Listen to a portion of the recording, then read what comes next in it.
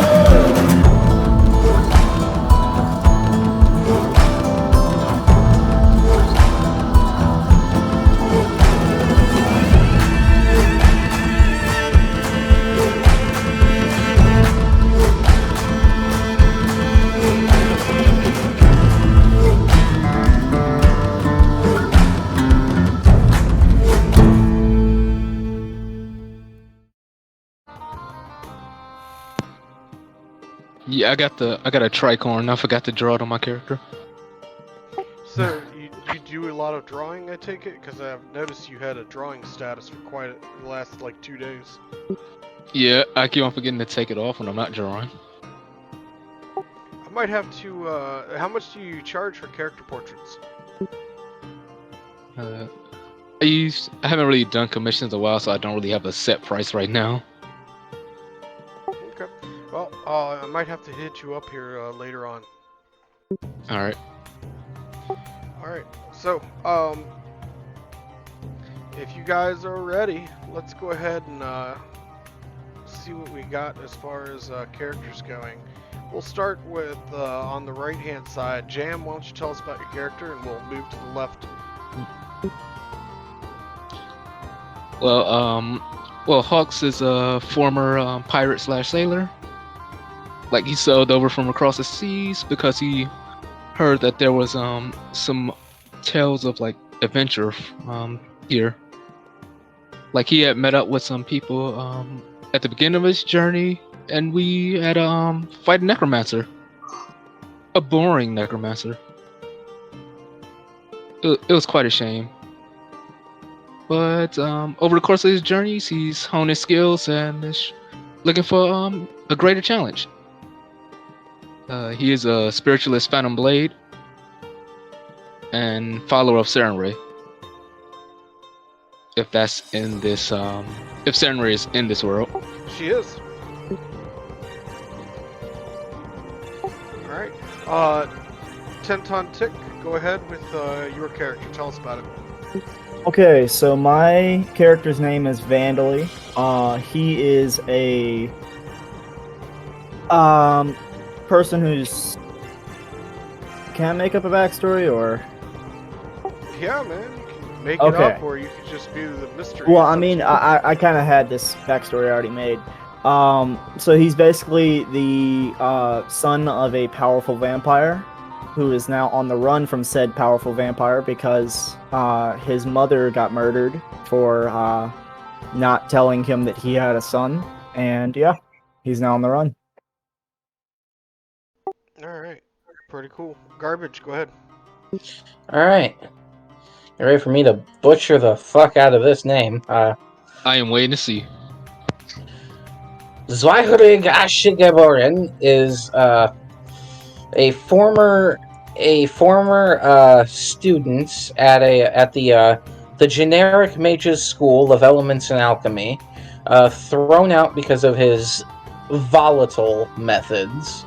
But he is still determined to unravel the secrets of the elements, with or without proper sanction. He's an Esufei cross-blooded sorcerer of the Gold Dragon and Solar Celestial bloodlines, and his favorite thing to do is to scream about the power of science and fire.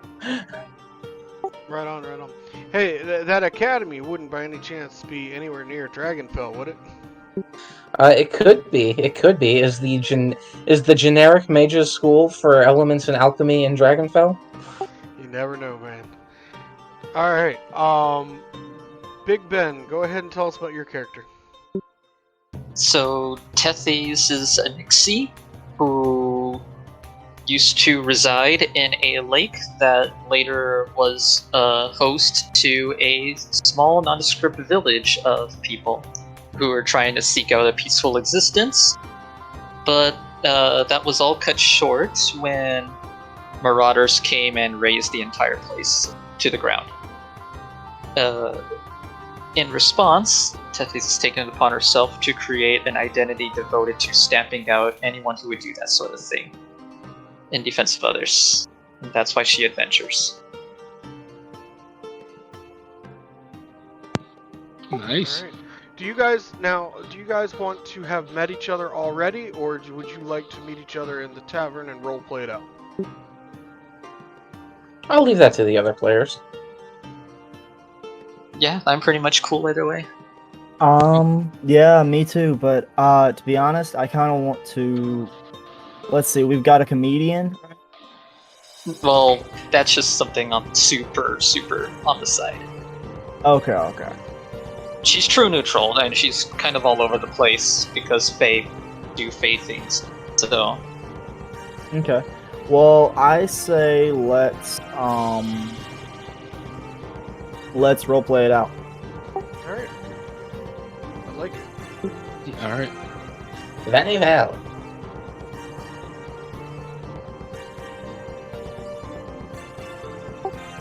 All right.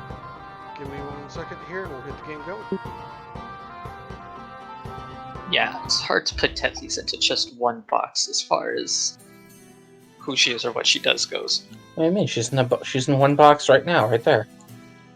So let's see, I guess if I had to pick one thing that someone wanted to identify her by, she's driven? That's always good. Well, not always, but Driven, kind of a little reckless, really snappy with her magic, kind of charming. Because Faye.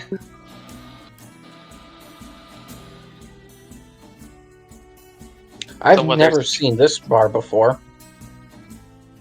Oh, come on, garbage. You know me by now. I've got maps and bars and all kinds of stuff out the yang. How many bars do you have? a lot. Yeah, a lot, dude. I run a couple campaigns on the side too, as well as one shots. I have whole living world with a bar for every city. Jesus. Welcome to roleplay. Okay, I'm gonna place some pieces here. I'm sorry if you guys hear my dogs outside.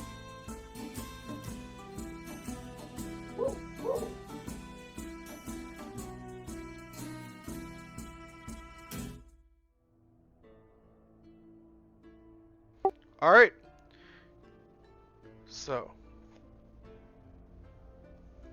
Let me zoom out here. Whoa, map's way too close. Alright, that's better. the party is on the continent of Aramanthia, and you are in a city and the city that you are in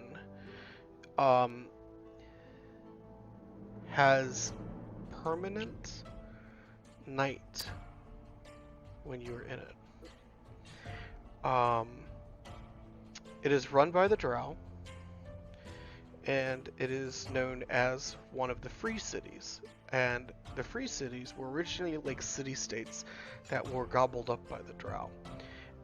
And so they administer everything in the city, and then outside of the city, you are able to, of course, experience a natural day and light and nighttime settings. But while inside the city, the sky has been magically enchanted to be perpetually night.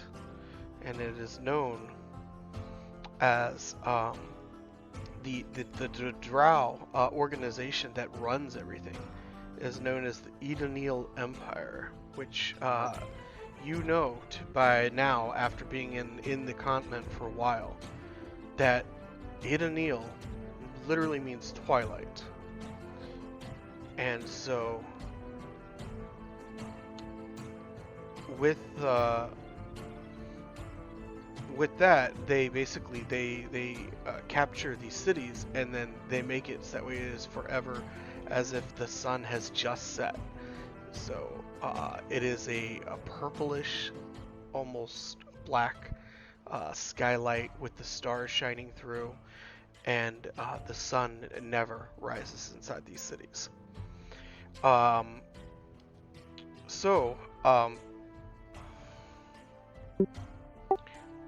Hawks and Vandally, you happened to be walking into the bar at roughly the same time, and while you are doing that, Tethys had just finished up her comedy routine, and she doesn't do that for just anyone. Oh, okay, I'm sorry. It's not what she does. So there is a bard over there playing the fiddle, and another one playing the piano, and so Tethys and Garbage. I'm sorry, I cannot say your character's name. Swirerig. Or Swirerig. Yeah, I think Tethys would probably be trying to keep a low profile. Okay, right on. Well, I mean, actually, that brings up an important question. How do people view Fae here? Do the Dark Elves particularly care, or is there any... I shortened his name for you. That's fine. So, Tethy and Zway and Vandally and Hawks, with the proper paperwork to confirm your identification, you are just fine. You have papers that, like, basically say your description and everything like that and whatnot, and as long as you have papers, you are fine while you are in the city. But for the most part, most the Drow don't really necessarily care about race so much, as long as it is well known that they are on top of the racial hierarchy. Alright, then in that case, she won't need to necessarily be hiding. Okay, Tethys is sitting at a table drawing. Right on.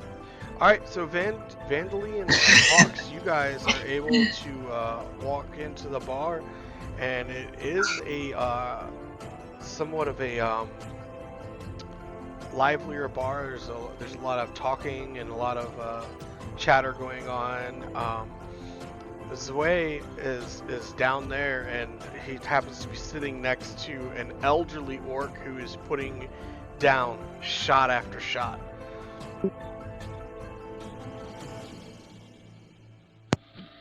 And so I keep telling people, fire is usually the greatest solution for any problem. Any problem, solve it with fire. It's that simple. You're wrong, dearie. You're wrong. When you're wrong, you're wrong. Look, this battle axe is all I need. My orc battle axe. That's it. That's where it's at. Look, grandkids get out of the way. Just hit them with the flat side of it right on the ass. That'll teach them. But what if, and hear me out here, that axe was on fire? I ain't looking to burn my grandkids. What kind of monster are you? I mean, in my defense, my kind is mostly resilient to flames, so... I'm gonna walk over to the bar and sit down. Alright. Yeah. Bartender sees you approach and says, "Hello, Dark One. You got kind of a dark look about you with the hat over the eyes and everything. Anyway, what can I get for you? You look a little thirsty." Do you have a specialty of any kind? I do. And he pulls out a menu and throws it out onto the bar for you to look over. Okay.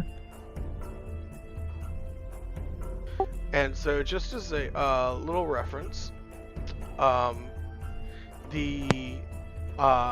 this is a holdover from my campaigns, and I do apologize, but the pennies are copper pieces, the nobles are silver, and the royals are gold pieces. Okay.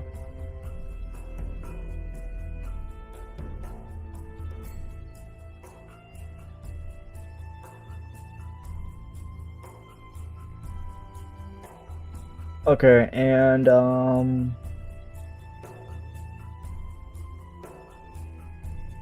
oh, forgot to ask about this. Is it cool if I have a horse or?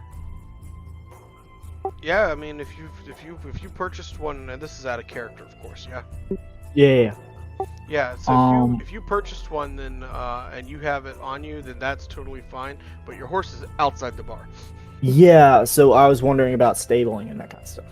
Oh yes, we have stables off to the side. They're not on this map, but trust me, they're there. Okay, so I will. I would have already paid for the stables, right? Yeah, sure. Okay.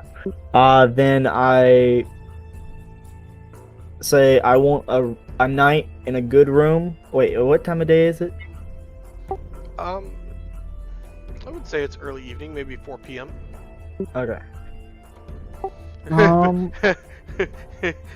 Yeah, morning and Bill looks across the dark thing across the bar at you and says, "What time is it? Don't you know? It's always nighttime here." Which could be solved with an absurdly large amount of fire. Yeah, I kind of like being outside the cities. I like seeing the light.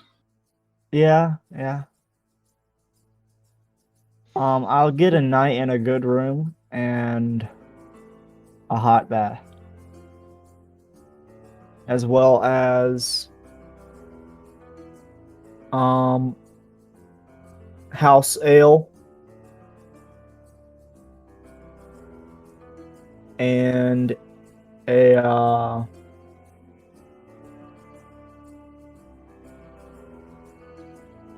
stuffed trout. Right on. Alright, so he says, "That shouldn't be a problem. Let me just head to the back and let the wench know that that's what you want."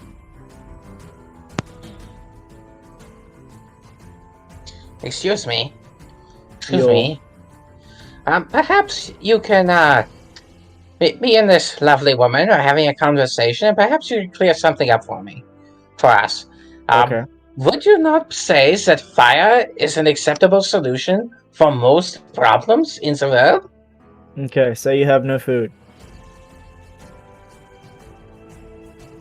Yes. How would you solve that? My kind don't eat. Well then, you wouldn't understand. What if something gets resistance to fire? How would you solve that with fire? More fire. What if it has immunity? Fire, but in the form of force. Wait, how would that be fire then? Yeah. Well, you know the spell magic missile, right? But you have to fire the missiles. That's see two what you're different saying. fires. Yeah. Fire is fire. Alright, and while this conversation is taking place, Bill Darkwater comes back out. And he comes back up to the bar and he's like, "Here's your drinks." And he says, "House ales, yeah." Did you guys Yeah, want I'll a house take it. ale? All right. He hands out some house ales, and while he's doing that, a young lady approaches the bar, and she gets in between you guys there because there's a little hole there, and she says, "Bill, can you send a messenger that we're gonna need a healer tonight?" Why is that? And she distractedly she does that thing where she wasn't expecting someone next to her to talk, where she turns her head to the left, turns back, then turns back again, and she's like, "Oh, well, my party over there, we just came back from out of town, and we got waylaid out on the road, and it was a little too much for us. We just barely got out of there with our necks, and well, the guys over there, I got out just fine, and there's not a scratch on me, but the guys over there, they well, you know, men, they took a beating. They didn't know when to call it quits, and we had to kind of hightail it out of there." Zwei stands up on his stool, which doesn't do much effect. He's about the height of a dwarf, but he's as skinny as a gnome, and says, "You see, that right there, that's a problem that could be solved using more fire." Anyways, ignoring the fire problem, I fancy myself a bit of a healer. I can check their wounds. What did you guys run into, anyways? Well, we heard about this witch that was causing some trouble, and then Bill, you see Bill kind of roll his eyes and just look. I told you guys you need to just leave her alone. And he says, but and the guy continues on, or excuse me, Azura, the lady continues on. She says, we heard about this witch and that there was a reward out for her, and she'd been making all kinds of unnatural things happen out on the farms and stuff on the outskirts. So we went out there to eliminate the problem. And when we got out there, we were waylaid by vegetables. Like the kind in the wheelchairs or the kind in the ground? I mean, it wouldn't be a witch if her garden wasn't enchanted. It wasn't her garden though. It was the farms around. Around. It was the farms in the area around her. It wasn't just her land. It was encroaching on other stuff. So do you think she may have used a curse of some kind too? I have no idea. We barely began to start approaching before we were waylaid by these vegetables and stuff, and we attacked, and then they were just zipping all over the place, and we would try to hit them in one spot, next minute they're somewhere else. And while we were getting distracted and all that, she ambushed us with some kind of giant spider. Well, you see, the problem there is you didn't use any fire. If you had used fire, then it would have destroyed the vegetables and also made the spider turn into a giant crispy crab creature. Well, Bill speaks up. He says, "Is there yeah, we'll let the healer know. You guys gonna need a room for the night?" And she says, "Yeah, we're not going anywhere tonight." And he says, "All right." He tosses her two iron keys for the extended stay that they're gonna have and whatnot.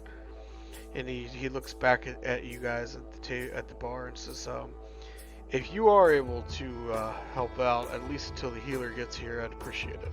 Of course. Of course. I have one potion. Wouldn't be an adventure if I didn't know how to patch a wound.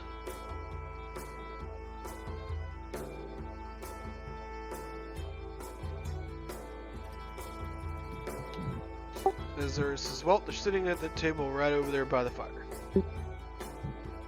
Oh, you mean the one over there with the very boisterous-looking lad with the big shield? Yep, that's the one. And All they're right. friends. They're And, like they've been thrashed.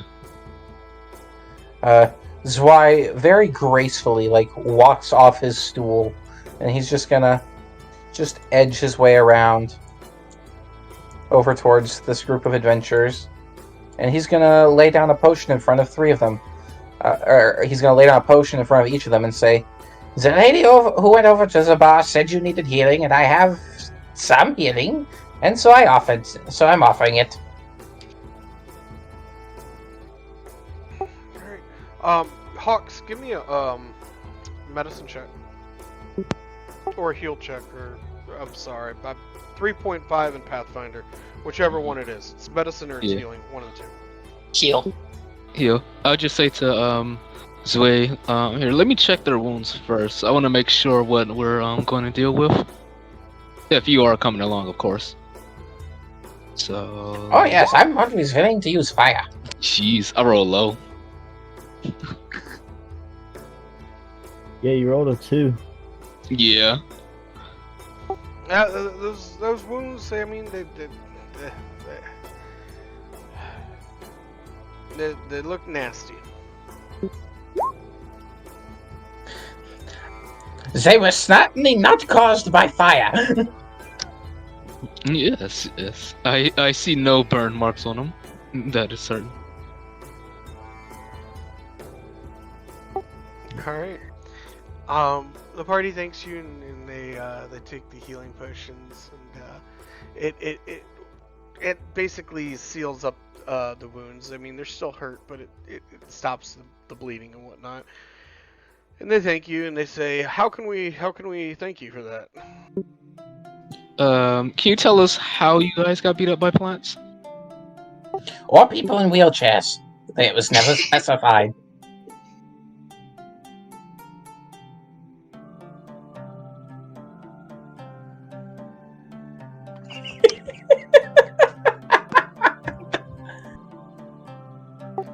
You're giving me an idea for a new one shot.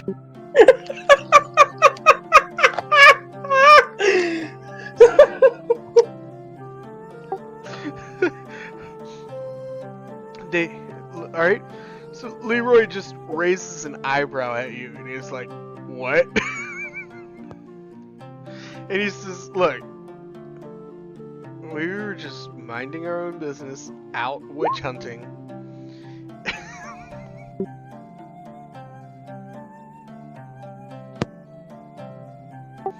He says, "We were just minding our business, out witch hunting, and all of a sudden, all these teeny tiny little vegetables come jumping up out of the ground and started chasing us. Well, I mean, we ain't scared of nothing, so we just started stomping on them and hitting them with our swords and stuff like that. And they just kept coming. There was a lot of them. And one minute we'd think we were killing one, and he'd like suddenly appear somewhere else, and it was horrible." They didn't hurt very much, except they have these little roots, man. They dig in, they cut you, and they don't hurt much at all. They don't do a lot of damage. It's just there's a lot of them. But was a plants or people in wheelchairs? They were plants. Okay, thank you. Finally, some sort of clarification. There's two types of vegetables in this world. The ones in wheelchairs and the ones that aren't. I thought it was ones that are killing you and ones that are not. So, Henry leans across the table and looks at Hawks and says, "Is your friend okay?" I think he's always like that. I think. Alright. So while that all's going on, a bar wench comes up to Tethys, comes up to your table and says, "Can I get you anything, dear?" Oh, no thanks. Tethy's okay for now. Busy drawing adventures getting beat up by vegetable. Don't tell them though. They probably won't be very excited. Can I make a perception check to overhear this? Who's trying to overhear it? Garbage / Zwei. Nope, you're too far away. Vandally, the It's wench- okay. It's okay.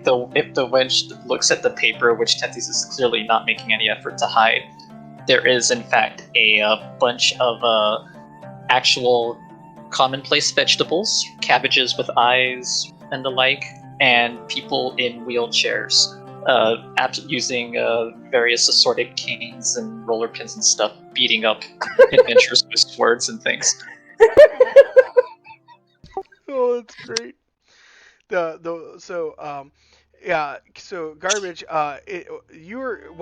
Because you're in the middle of having that conversation with that table over there, and while you were having that conversation that you were just having, the wench had gone to Tethy and said that. So you were still in mid conversation over there, across the busy tavern.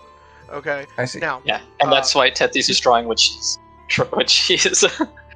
heard about vegetables, so and so she's making her own jumps and the conclusion wench here. the wench is gonna turn around from Tethys and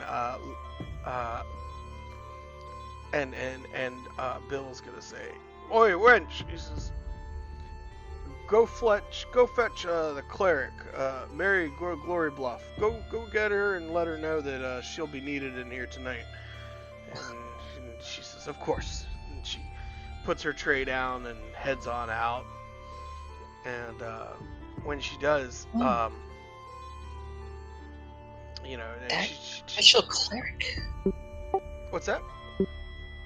Well, Tethys said herself, special cleric. She pulled out a journal and she goes ahead and scribbles the names down. Okay. Alrighty. So out of character, what's that character's name? Mary. Oh, the cleric's name? Yeah. Mary Glory Bluff. I will put it in chat. Okay. Vandally, Tethys gonna journal it down. Alright. Vandally, the Bill comes back to the bar and it says, "How you doing there, friend?"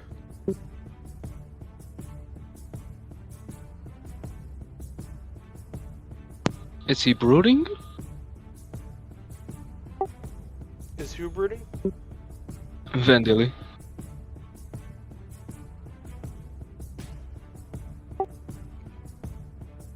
I think Vandally might be AFK. Yeah. Oh, he's muted. Oh my gosh. I forgot I was muted. My mom came in and I muted myself so you wouldn't have to hear us talking. I've literally been talking. Okay. So Right. I say I've been doing good. Okay. And by the way, I am eating and drinking what he gave me. Right on.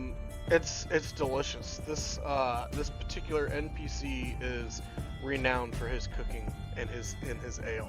So probably in the top 10 of places you've eaten. It's very good. You're cooking. Oh, thank you.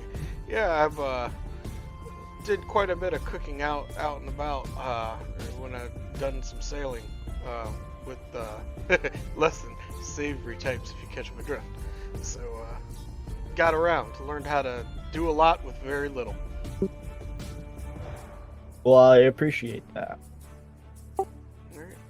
Well, thank you. How you doing there, young lady? Do you? He says he's noticing that Tethy came to the bar. He says, "Can I get you anything?" Young lady, Tethy's probably older than you. But that's okay. Tethys don't mind.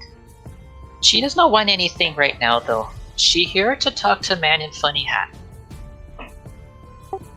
Okay. I will take that as a compliment. If you need anything, let me know. And he goes back to working the busy bar. Will do. And as he says, "If you need anything, let me know." And you say, "Will do." And then you from down on the side of the bar, it says, "Oi, Bill! What does elderly orc have to do to get a little lovin's down here?" And he says, "All right, we'll be there in 1 second, Granny Orc." And he starts like fixing her a drink and everything, and takes it down to her. So you said you wanted to talk to me? Well, Tethys first whips out her journal and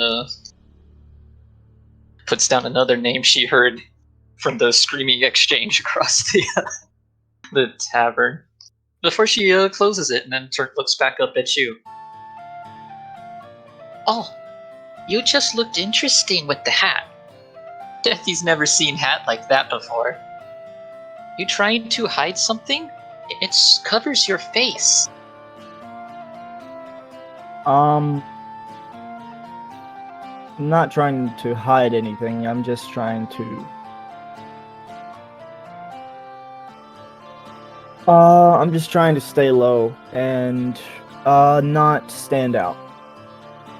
Oh, Tethy, see. Is that a special hat? Can you use it to turn into things? Like maybe other creatures or people? No. Or vegetables?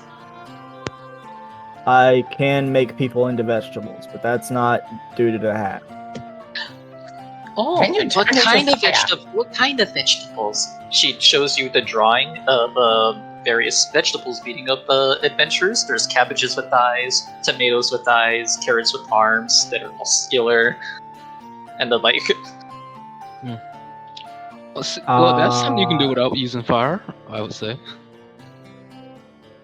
Not that kind of vegetable. The kind that other can't. kind. Yeah. The wheelchair? Other kind. Okay. Tethy's Yeah. understand.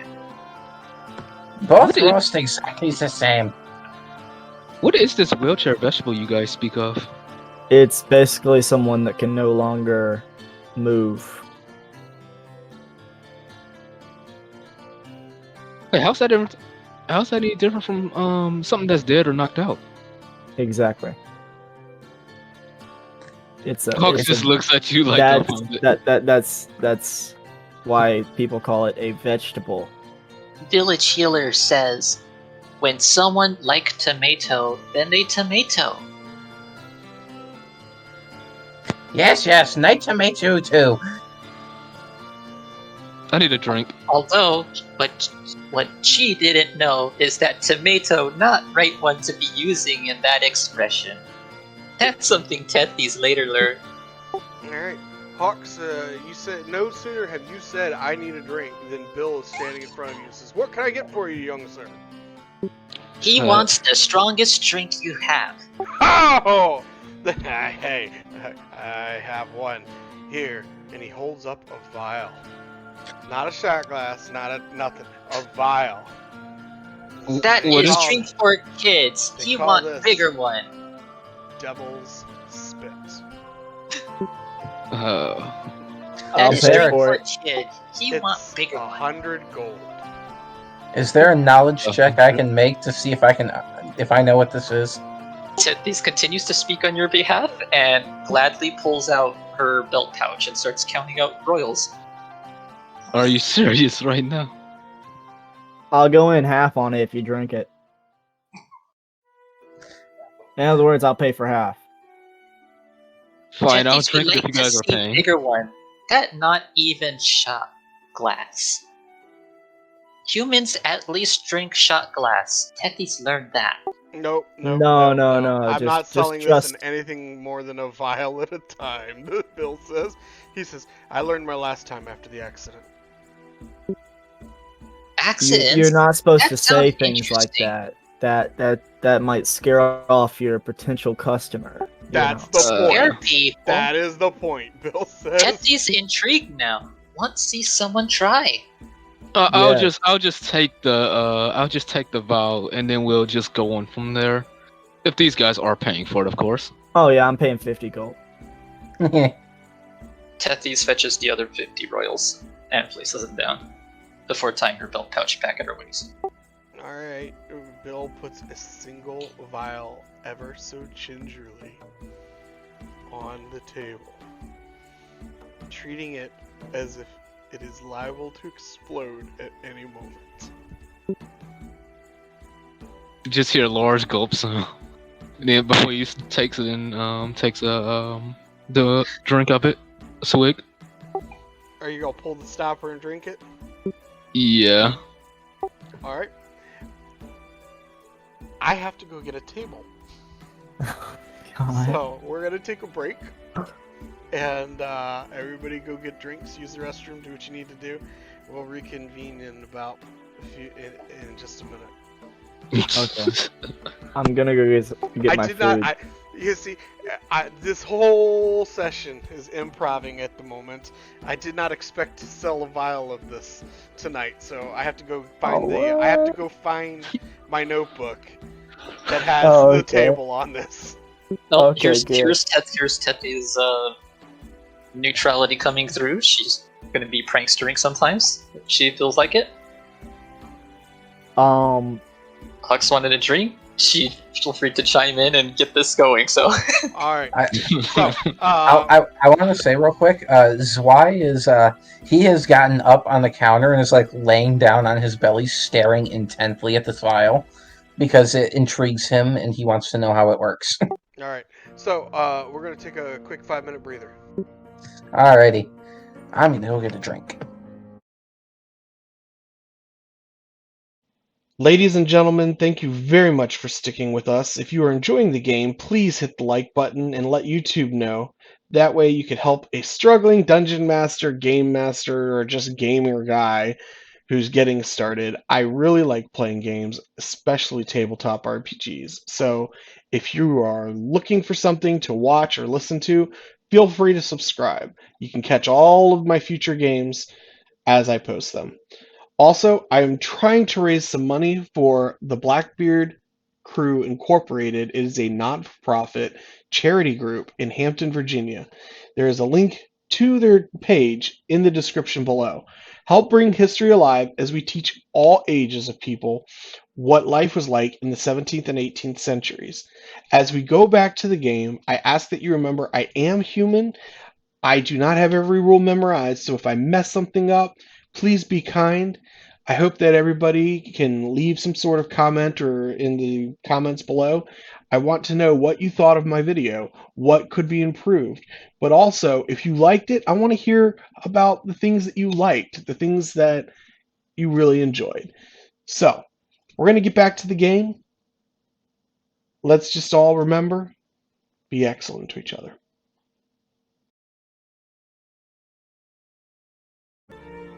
yeah, Alright. Tepe takes things literally. It's gonna be fun. Alright, so we're going to bring it back in here.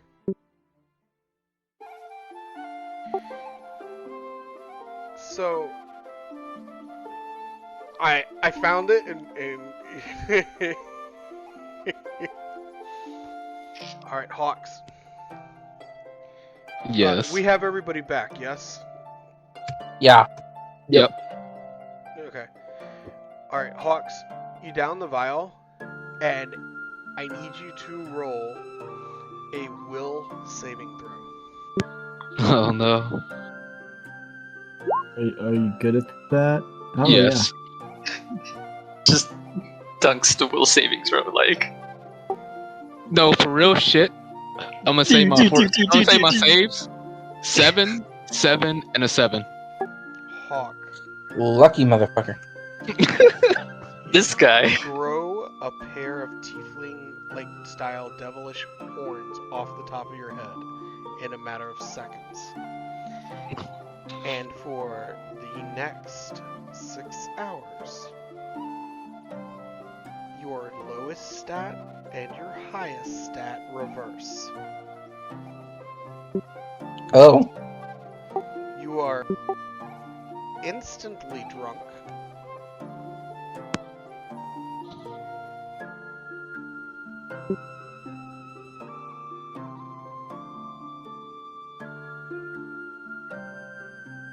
So, Oh This is no. great. yes. So, I am curious as to what your ability scores are now. 10, 20, 14, 12, 15, and 8. So my dex is an 8 and my charisma is a 20 now. Oh. At seeing the horns emerge, from Huck's head, Tethe's eyes immediately light up. as do Zwei's. Bill, who's watching interestedly, just eyeballs. He says, now. Better keep it under control. You'll lose control in my bar. You'll be banned. And you'll be paying for the damages. Tethys just turns around and holds the sides of her face for a moment before shaking her head. She seems to be thinking something to herself. I want to study this. Give me more. We must force him to drink more. No. No, Well Tethys worth not 50 gold. allow that. He's cut off for the night. He's done. He's drunk off his butt. He's done. Tethys not allow drink more. We do this for science. We do this for science. No, science does not matter. He perfect as is. What are you guys talking about? Before you do anything, Tethys will be first to do things. That sounds like a challenge. You want to see my initiative modifier? I mean, I'm pretty sure y'all can't beat my initiative modifier. Are you sure? Because your stats changed. Yep.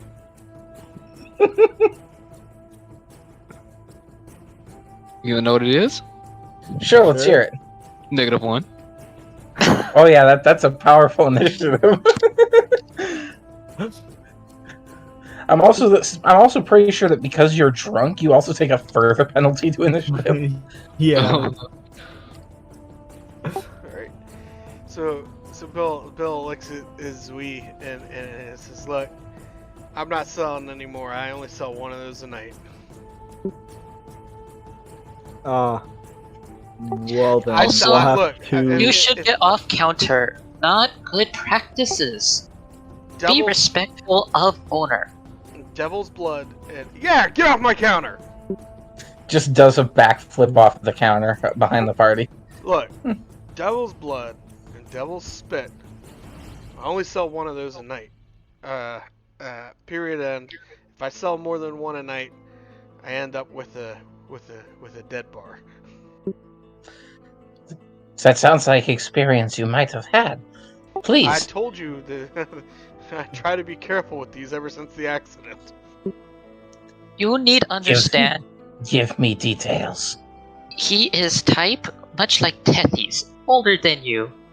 Have seen much already. No need to question. You're not older than me. He's older. Tethys was just trying to use him to make a point.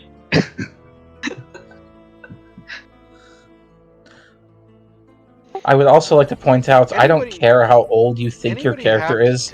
Zwei is actually older. Zwei has detect magic. In fact, he has always on ability. Or It is it a actually, spell?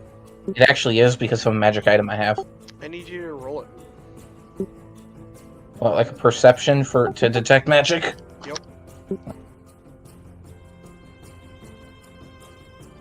Huh. Hiya. Interesting. Not bad for wisdom being my dump stat. There's something odd about Bill, but you can't put your finger on it, and that's all you get.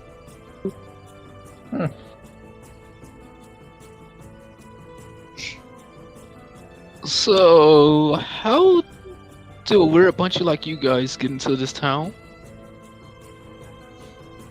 Oh, I got thrown up the... Hello? Well. Yeah, I lost my internet connection there for a second. I heard it said, "How do you guys get into this town?" or something like that. Can you repeat that? how did a weird bunch like you guys get into this town? Aren't you drunk? Yes. But I tell you how I got into this town. I got thrown out of Dragonfell because apparently my studies are too volatile, he says with big, exaggerated air quotes. And so now I'm here to study them instead. Because the drow care less. About lives or about... About magic in general. I mean, what are lives in the face of science?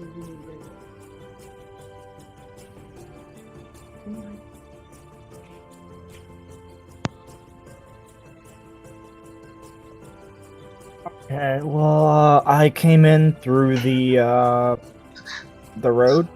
I mean, don't know what you're expecting. I travel a lot. Wait, so was a road? I had to catapult in with a tree over the wall. Interesting. Tell me Yes. about this tree experience. You have papers, Stan. You see?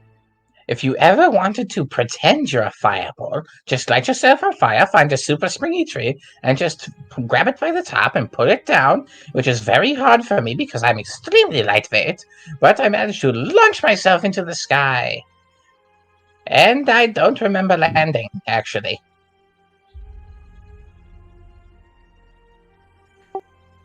Bill raises an eyebrow but doesn't say anything and continues to work the bar.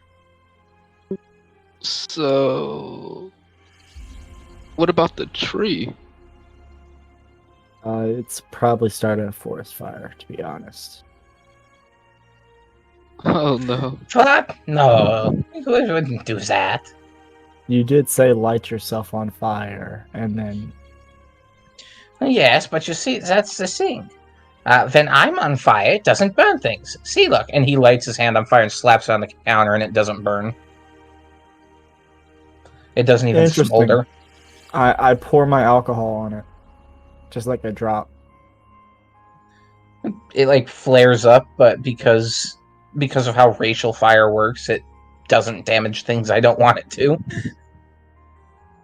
Interesting. Oh, you're Never telling seen me that. I've been studying myself for over 600 years. That explains a good bit. Fun fact: Esufei were all born when creation was born.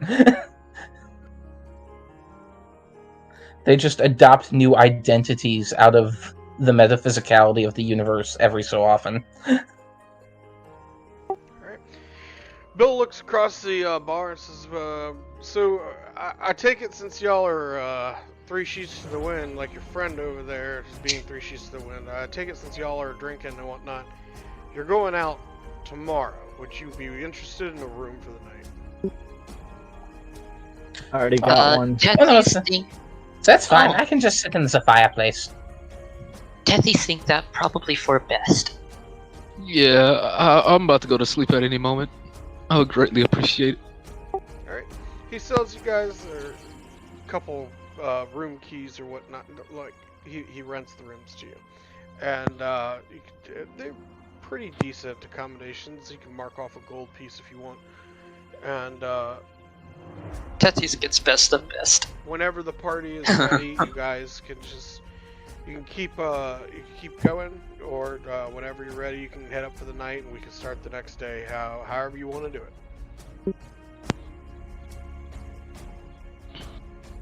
And Hawks is gonna try to pay for a room key, and then go to sleep. Alright. Well, Tethys will get 10 gold pieces for the good room. Hawks, I need an acrobatics check from you with a -4 modifier, please. All right.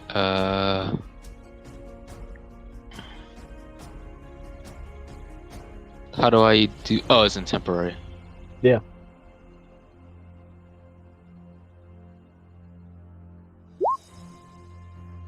A 0. Hawks, you started towards the steps, but somehow you never made it. Alright. I'm going to finish my Tethys- drink and then carry him up to whatever room was his. Okay, you beat me too. I was gonna have Tethys go, but okay. So I assists for exactly 5 pounds worth of effort as he mage hands until you're out of sight. Right on. Well, if Vandali will handle that, then Tethys won't care. And She'll after I just take take him gold to, pieces for night in a good room and the 6 pennies for the hot bath. yeah, after I do that, I'm going to get the hot bath and then go to the room. Sora just goes over and sits in the fireplace and goes to sleep in that. Honestly, she should just give him 11 gold pieces in general and say keep the change. Alright. She'll do that because then it's the extra 4 pennies for an apology for what her friend did. Or for what the The other gold customer. room. I like that. So, Yep, she's going for the good room.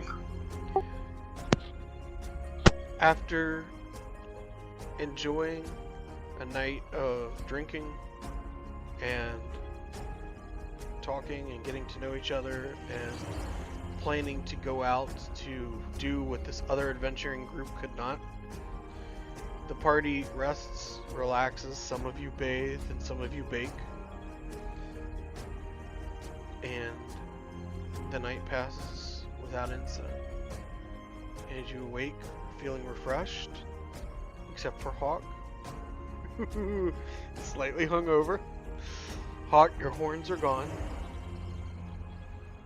And you were able to awaken, and you were able to come back downstairs. And Zui, you are awakened by someone trying to stoke the coals back into a fire.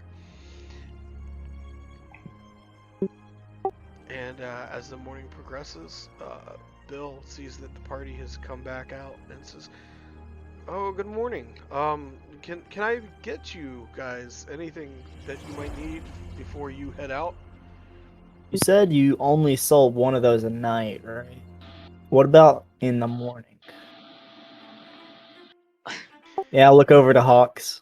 He just I gotta take a pass. I do not remember what happened last night. You got really, really attractive. Does he still have the horns? Very does- charming. he does not. The horns have disappeared. You're saying it like I'm not always attractive. You were far more charming last night than this morning. That's what Tethy's think. Interesting. And Tethy's can tell. Have good eye.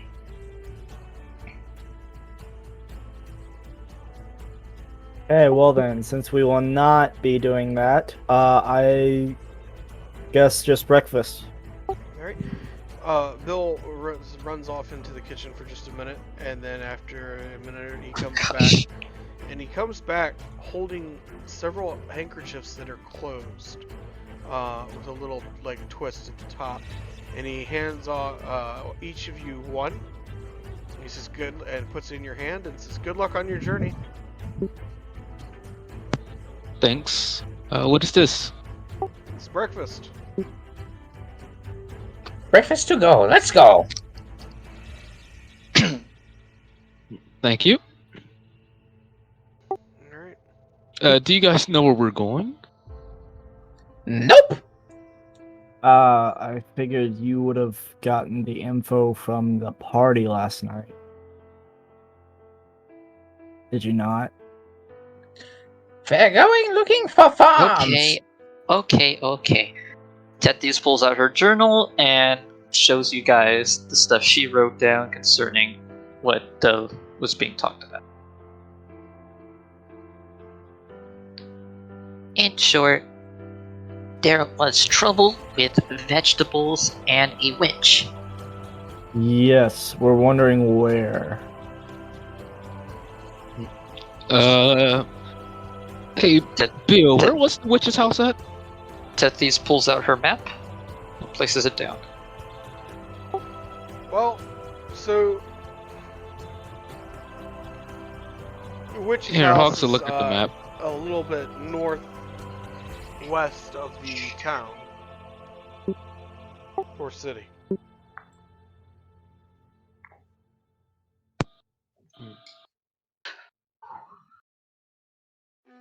And Bill kind of points to a general direction. He says it's over there that way. If you follow the road, and he points to the road and shows you and everything. He says you'll come to like a swampy area. The witch is in the swamp. Well, Is this a gonna- road? Well, as you can see here, we could try and take this one. But might be obvious.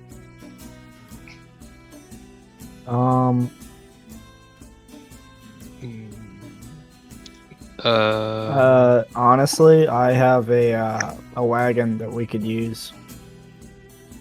Yeah, but we're going to a swamp. Yeah. I mean, do you have a better idea? We simply hike there. Yeah. That'd be Okay. alternative. Well, how far away is it? Well, I'm guessing not that far. Yeah, we just... The trip should not take too long. Should still prepare just in case. Might take longer than expected. Well, I have enough rations for me. I can't say about anybody else, though. Yeah, I'm always prepared with rations. Never know when you need to go on the trip. This was my trip. Somebody here. certainly tripped last night. That was fucking crazy. I wish I could have studied it. If all else fail, Tethys hunt for you. Alright. So, armed with some vague directions, and are you guys taking the horse and the cart, or are you leaving them stabled? I think we're leaving them stabled. Alright. Bill says he'd be happy to watch them while you're on your adventure, and if you don't come back, he'll be happy to find them in a nice home. I give them a gold piece to keep them for like 2 days. Alright. Quite reassuring. Alright, so out of character wise, you're just some quick bookkeeping stuff. Could you spell the name of this city and of the empire in control? Just so I have the proper spelling down. And the region, of course, the region that we're in. Sure, give me 1 second.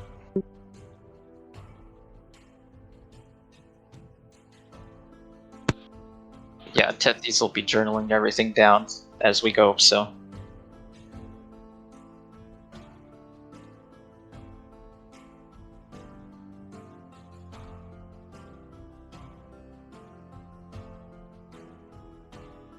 Alright. So you are on the continent of Aramanthia. And that is going to be... Alright, and then the city is...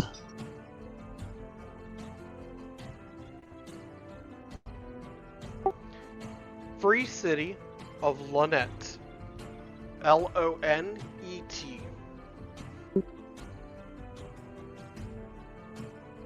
Alright, and that's the city map name. Okay. If we go to any place else, you'll have to buy a map for those places separately.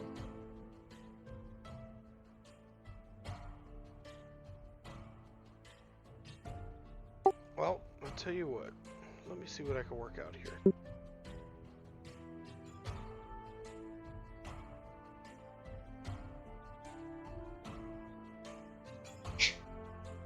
Then I'll write them down in her journal the way she would write them down. Where we are going and what we need to do. Witch in the swamp to the north.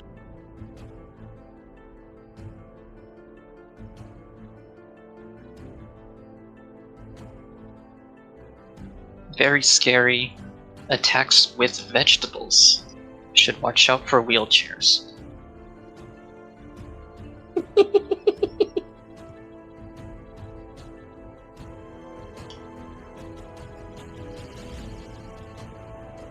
Muddy water should help.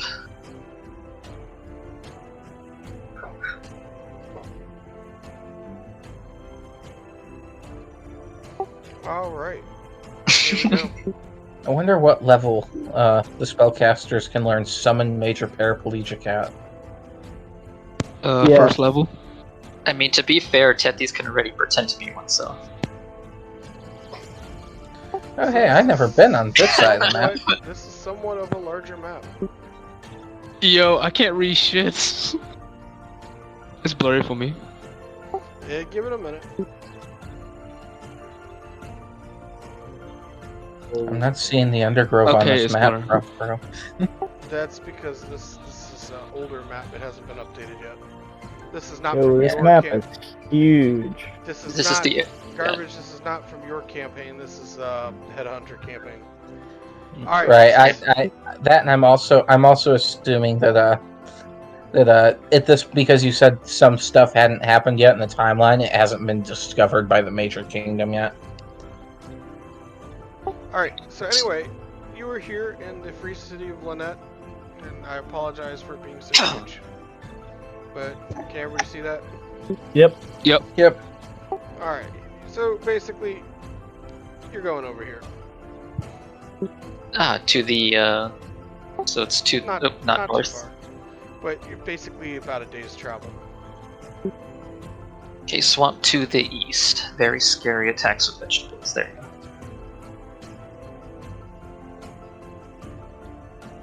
go. All right. So the party is able to hit the road. On the road again. On the There's no road goblin again. on this map. Since we're going to be heading out, Tethy's at some point introduces you guys to a bit more about herself. Since you're going to be traveling, she does her work in a specific different identity that's more suited for this sort of thing. And after a very flashy sequence with lots of lights and sounds, it takes about good 20 to 30 seconds. Her entire outfit has changed, and she stands before you, looking like almost a completely different person, but you can still tell it's her somehow. Fascinating. Magically induced dissociative identity disorder. Here, I would Hawks like to just study clapped. this. Nice show. Who you used to know as Tethys is now Telest. And she will fight with you to make sure no one is hurt today. As you're walking down the road, and forgive me, I need to find a road through a swamp for this, but as you're walking down the road, you remember that each of you has a little handkerchief that is bulging with food, and as you open it, you can each find a biscuit, 2 boiled eggs, and 3 strips of bacon. This is why Yurig offers his to the rest of the party, because his race doesn't need to eat. Well, if you're offering, I'll take it. I'll take an egg. I'll take the biscuit and some bacon. Oh, forgive me. The contents was in each individual handkerchief, and you all had one. Yeah. We're talking about the fire dudes. Right. Yeah. Esufe don't eat, so he's giving his to the party.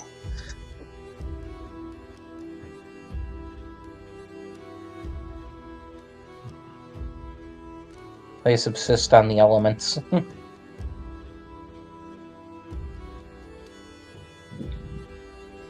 Right on. So, He- travel for roughly about a day. You're able to stop and rest and camp, no issues. You wake up the next morning, you travel for about an hour or two, and you've noticed that the terrain is becoming more and more soggy. You're starting to enter into the swamp. And as you do so, a nice layer of fog is starting to creep around your feet. Alright, Tethys is going to go ahead here, roll sense motive. She's going to try and get an idea of a fight maybe of any kind might be imminent or not. I think that would be perception, to look for something that's trying to fight. No, she's Sense trying to feel if there's something going to happen as opposed to looking for a sign of something to happen. Yeah. Hawks is just gonna see if this is a magical effect. Okay. So, Tethys' sense motive is a 15.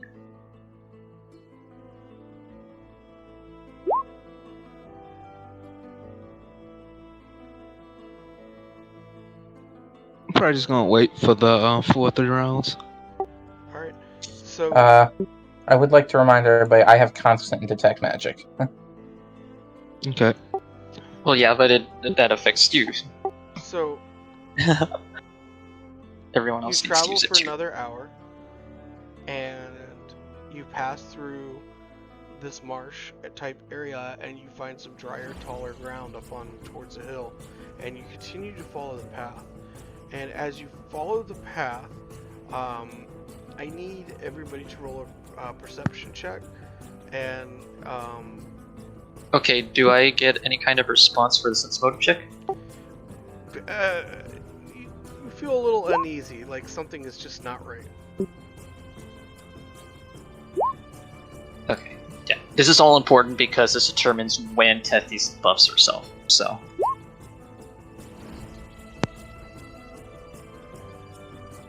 Alright, now her perception check.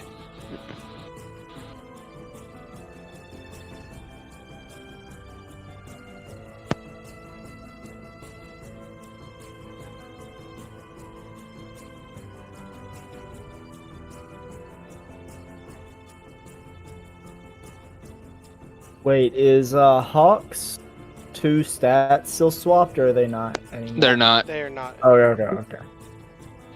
I was just wondering. No, Right. everything is back to normal with Hawk. Okay. Yo, if my stats were still swatch, I'll just be intimidating. Well, Tethys could just make you break the bank by just casting a couple of buffs on you. Alright. As you Oh, approach the top of the hill, you notice that there is a crossroads up towards the top of the hill, and there is a sign coming up.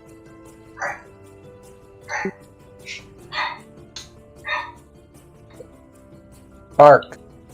See, I can do it too. Uh-oh, my dog's here, hold on.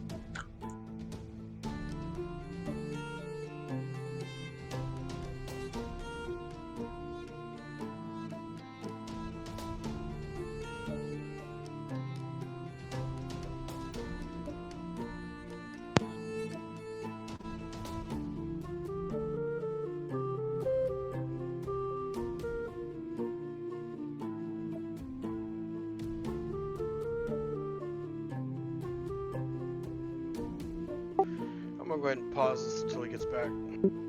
Okay. All right. Wahoo!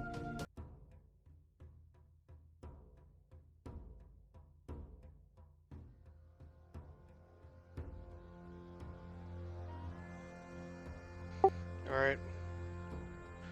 So,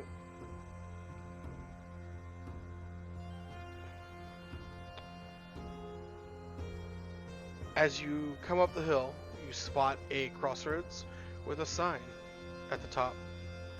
And as you get closer, you get a sense of unease. All of you do. as if something is not quite right. What do you guys do? Cast Mage Armor. I'll just pull out. I'll just like summon my sword, Okay. and then pull out my wand and cast shield. And then just ease up closer to the sign. Trying to keep watch on my surroundings.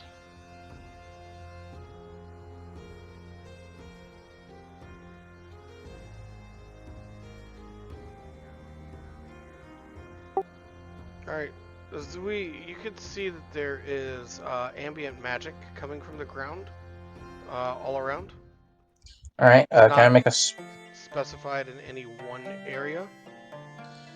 can I make a spellcraft check to determine what kind of magic it is? Sure.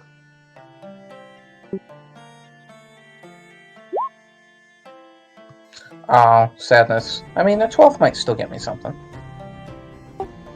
You're not sure. The magic's weird. It's not fire magic. That's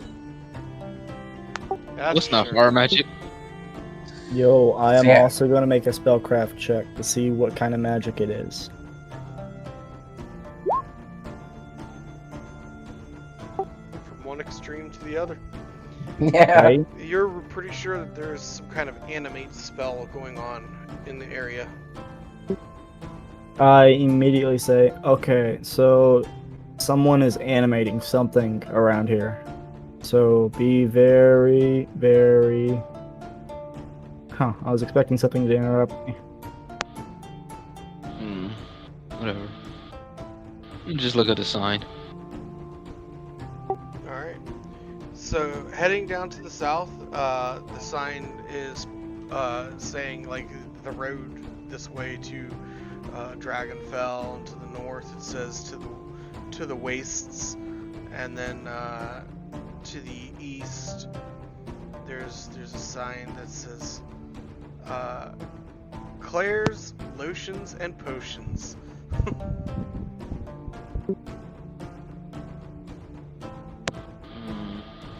I wonder which one we should go to.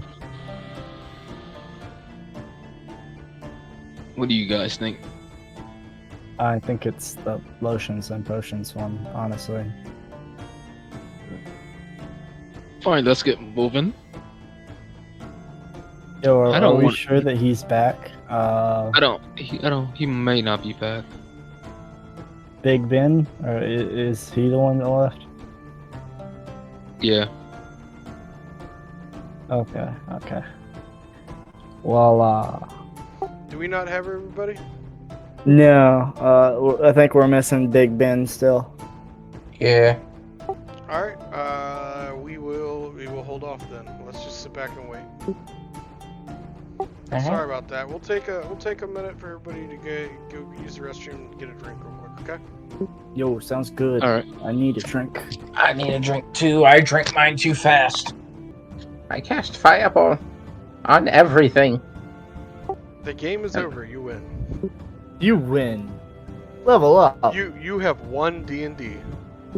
I cast magic missile into the darkness.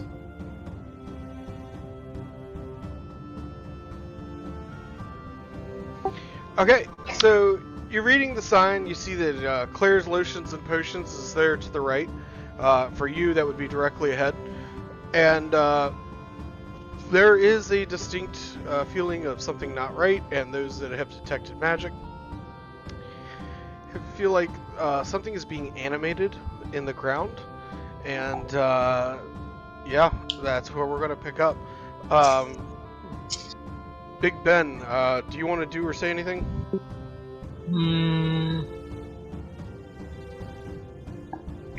Nothing other than she casts mage armor on herself using her wand of mage armor tattoo. Nice.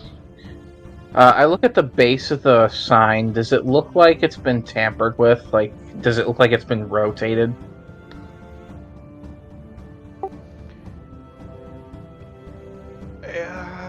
Give me a perception check.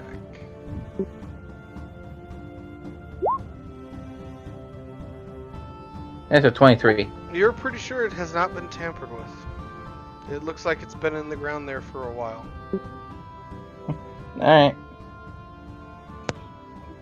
Well, I presume we start moving towards the potions lotions. Yep, Yes. potions and lotions is where we're going. And roll initiative. Hiya! Oh, that's a sad roll. That's a 6.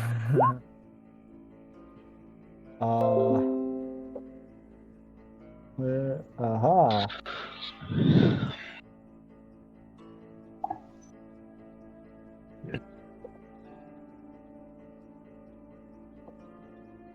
Initiative.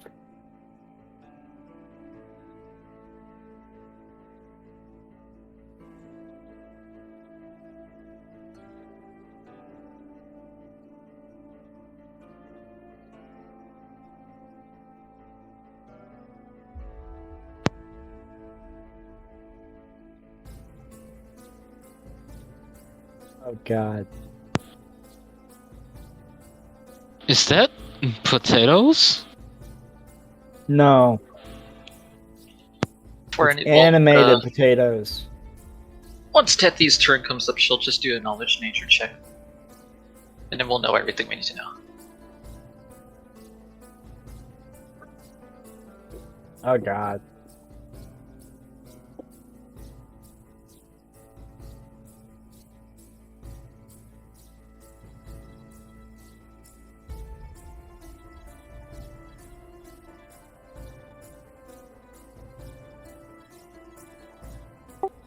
All right.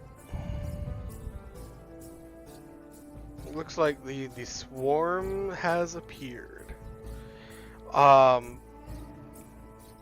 So Hawks and Van, as soon as you start down the path, I mean the moment you walk past the sign to start down that path, out of the ground from all around you pop out these potato swarms of potatoes. They're running around on their roots and whatnot, and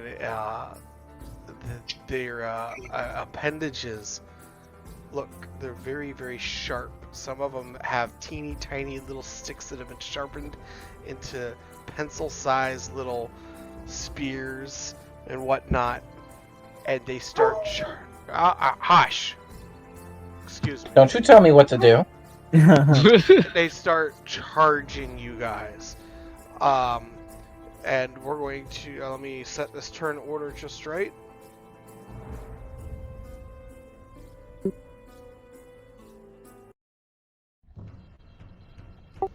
Alright. Hawks, you won the initiative round. You get to go first. You have not Alright. added Tethy's to the initiative round? I'm sorry, I missed that. What was that? You have not added Tethy's to the initiative round. Yeah. 10, right? She tied with the potato swarm. Good. Depending That's on how just- you break ties, her modifier requires a +5.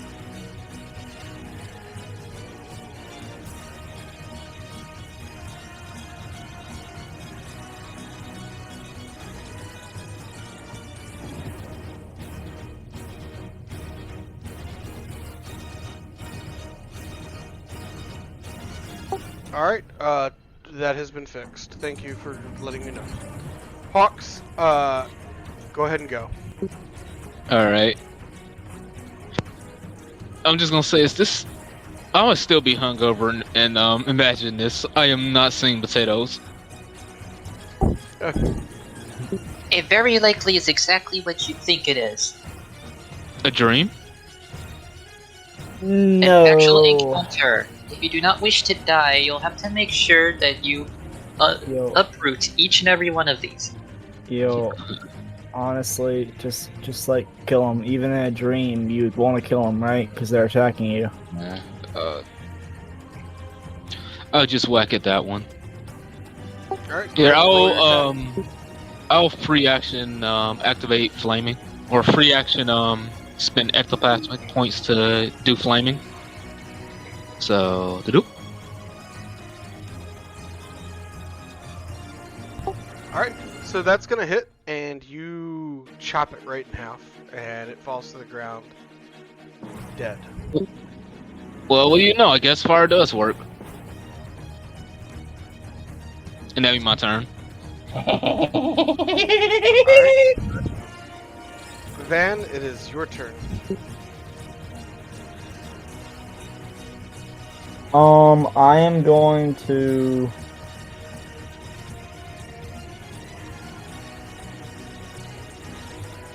I'm going to cast this.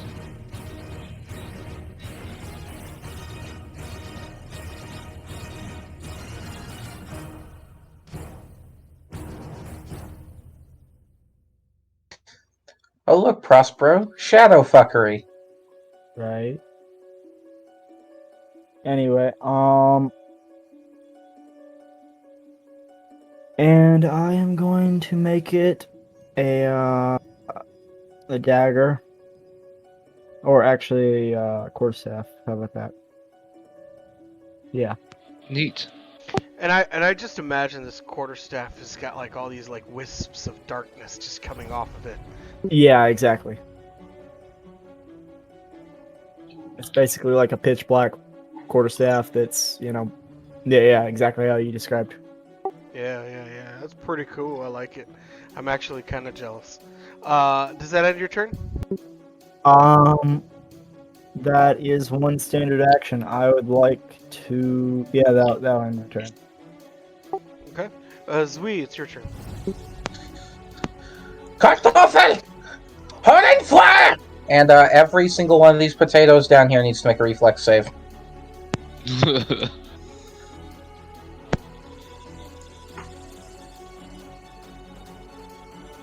The DC is 20. Ow. Nice.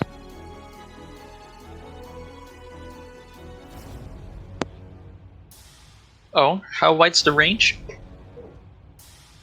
What you're doing?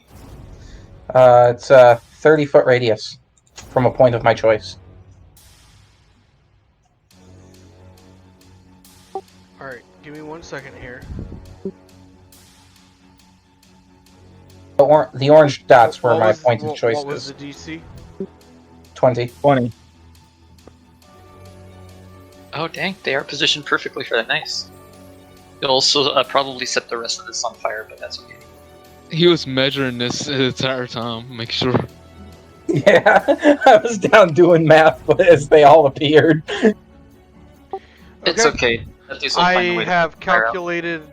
I have calculated the reflex saves. Alright. If they saved, they take half, otherwise they take...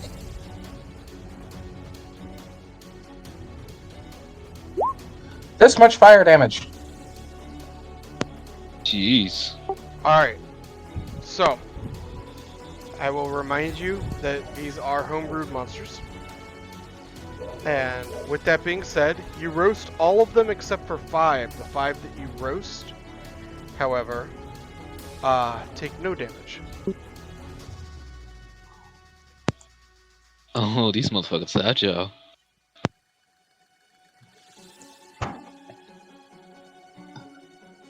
Alright. And then... give me Knowledge Arcana for anybody who can use it. Alright, give me a sec. Alright. Knowledge Arcana. The question is who here can't use it. Right?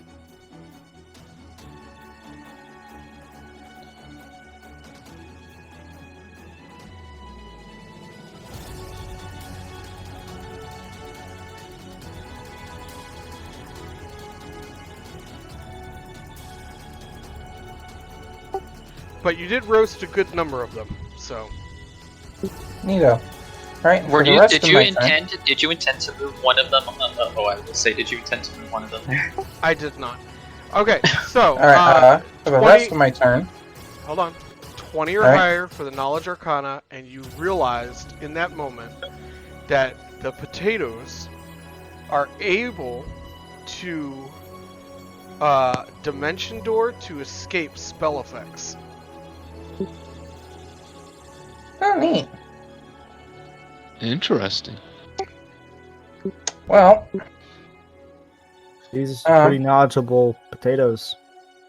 Yeah, indeed. And the adventurers in the tavern did warn you that they could do that.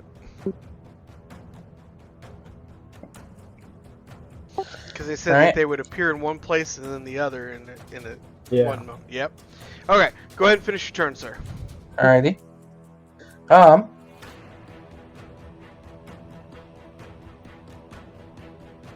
We got some dimension hopping potatoes, by the way. I was wondering where they went.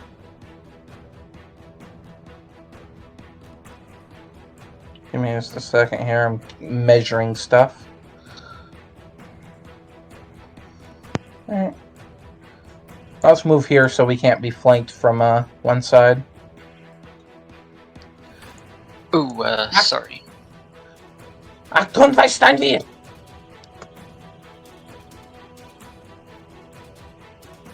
And that's my turn. Alright. Tethy, your turn. Alright, Tethy's going to go ahead and cast Banish on herself. Did you say banish or vanish? Vanish on herself. Okay. had me going there for a minute. Tethy's like, why would she cast Banish? It's not even a. She's that like, even a spell? Screw that that's a shit. spell. I'm out. Yeah, it's a spell. I don't think that's a spell she can get though. Yeah, she can't learn it. I don't think. Hold on. Oh, I mean, yeah. That's one way to escape a situation. Oh yeah, she's nowhere near banishment, which is something. Probably what you're thinking of. She can never cast banishment. She only gets up to level 6. So. Oh, nice. Right on. Okay, so vanish, correct? Yep. So she'll be disappearing for 1 round per level. Okay. Well, she'll probably be breaking in next round anyway, but she's going to do that. So as soon as you get closer to her flaming dude, she just vanishes. Stuffy?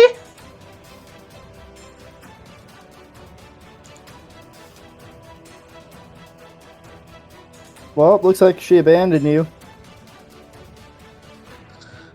Was of now? Was of now? Alright, does that end your turn? Let's see. I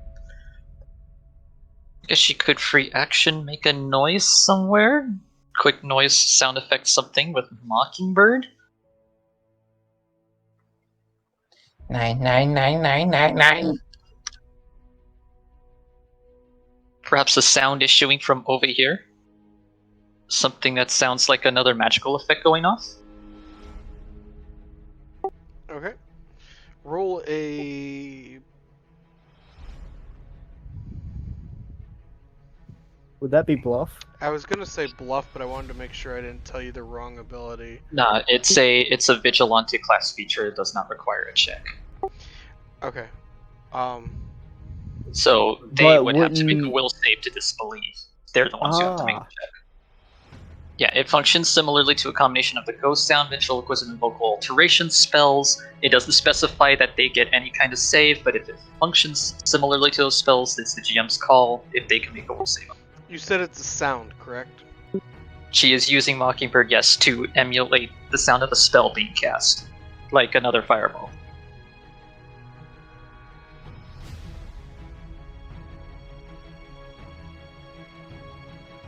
What's the DC? There technically isn't one because this is just a class feature. So It doesn't have a DC. So what, The Vigilante can mimic almost any sort of voice or even animal calls and sound effects, and he can throw his voice at a distance.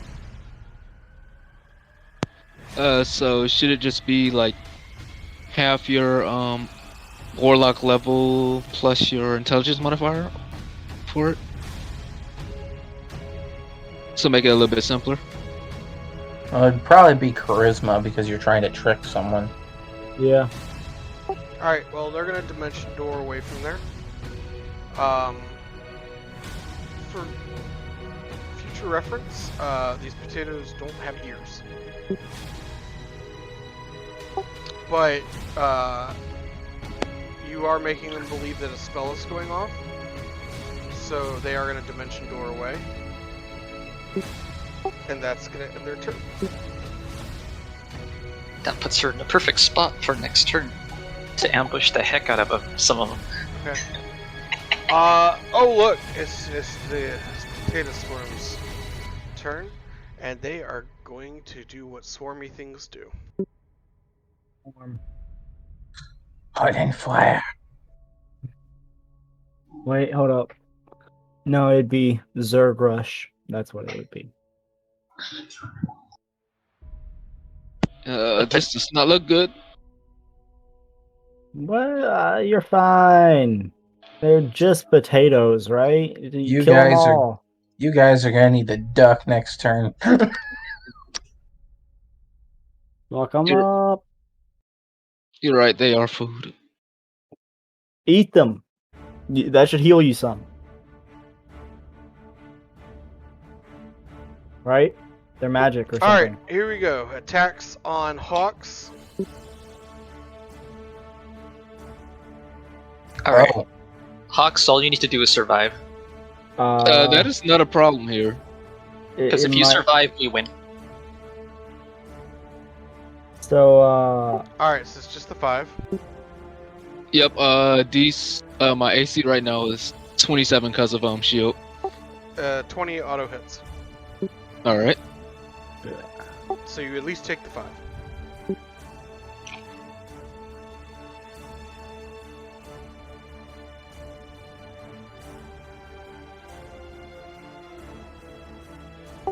Okay, and that ends the attacks on you.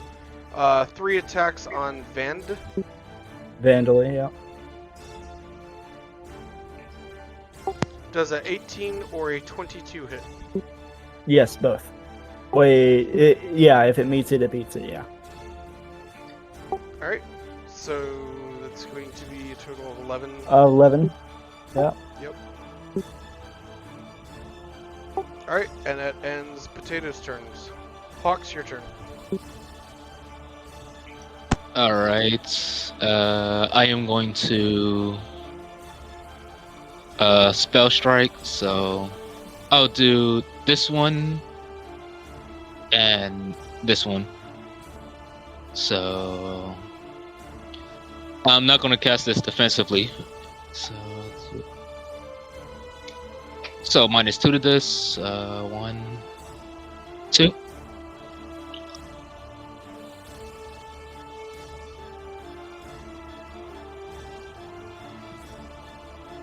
So they can attempt to attack me if they want to.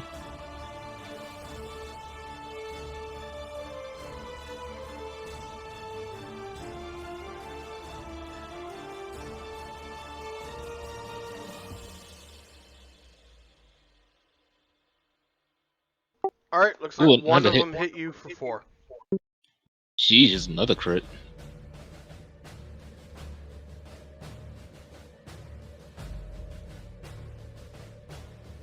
Then I'm man, a those tiny little sharp roots with their little sharpened sticks, man. They just they hurt.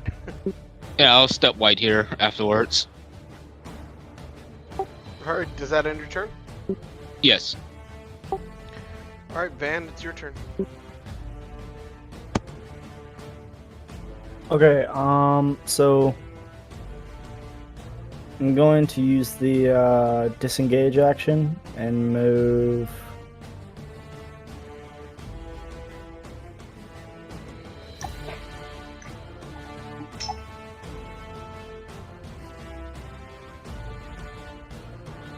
Right here.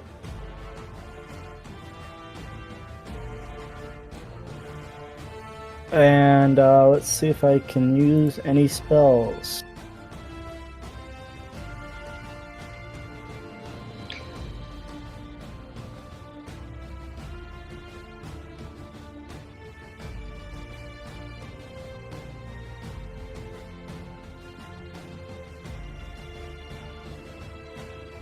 Nah, I should have played my tank character. Would have been great for this encounter. Okay, Yeah, I got no spells that I can use right here.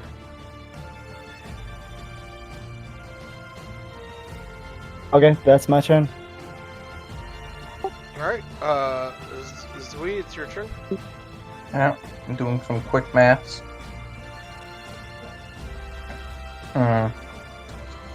Let's see. I could try that.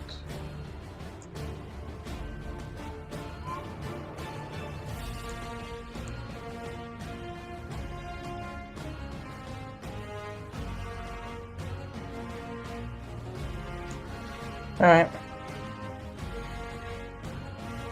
I move down here, and I'm going to cast a spell defensively. So I need to make a 17 with this roll.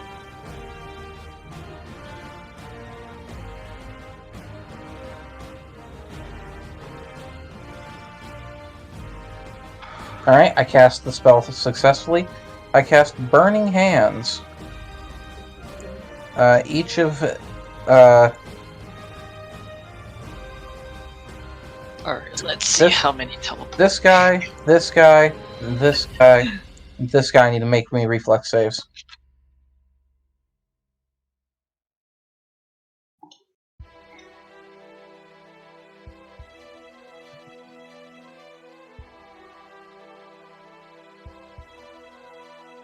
From left to right.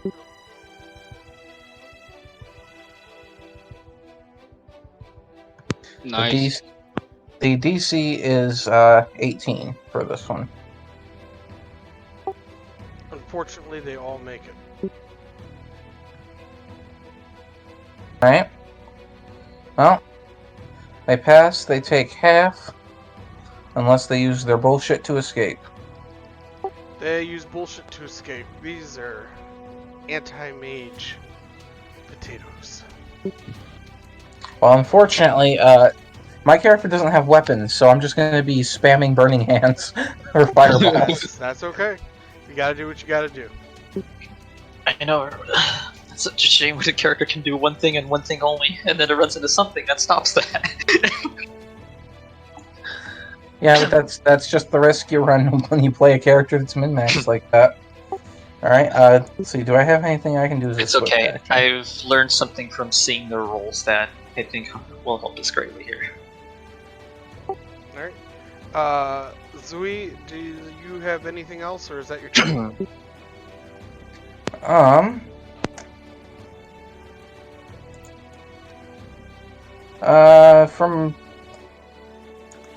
Yeah, I'm going to, pull a bottle out of my pocket and just hold it in my hand for now, because it's a standard action for me to use it. Okay. Alrighty. Tethy, your turn. Alright, free action knowledge nature check on these potatoes.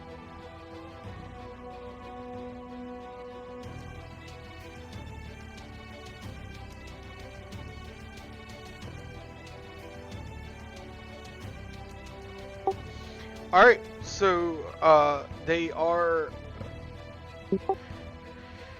they're vulnerable against basically melee weapons as well as ranged. The only thing they really have any advantage on is going to be avoiding spell effects. So other than that, they're vegetables. They're vulnerable to fire. They will burn. Yeah, the only thing they're strong against is magic spells. Me. Vex Molotovs. I was thinking about Alright. I was thinking about grabbing some alchemist fire, but I didn't have any money. So basically, they get reflex to avoid magic that is being used against them, and if they succeed, they dimension door away in whatever direction they want, and continue to swarm people until they die. That's what they do. Alright, good. Tethys will drop Vanish since it wears off after one round when cast from her wand. And she's going to full attack the potato that's right in front of her. Oh, okay. Go ahead and roll that attack. Oh, and with knowledge of nature, you're pretty sure that they're pretty weak too. Yeah. So let's see. Doo-ba-doo-ba-doo.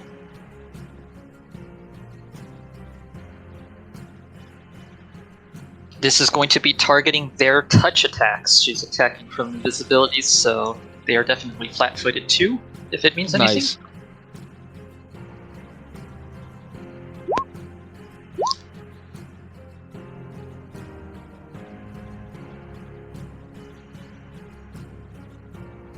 Are you moving up, or what are you No, attacking she is full attacking from range with her mystic bolts. Yeah, Which she is a warlock, and they count as your weapons. yeah, it's like a ranged and melee attack you can do with it.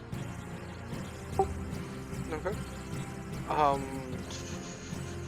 Yeah, all 3 of those hit. There's only 2. Oh, my apologies. All 2 of them hit. Alright, so with both of those hitting, it will be taking... Doo-ba-doo.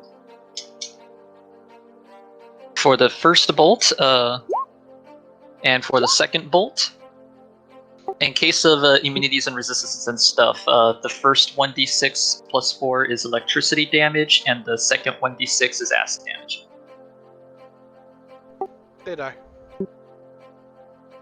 Oh, you got the them glove thingies? Oh yeah, absolutely. Vital for what she's doing here.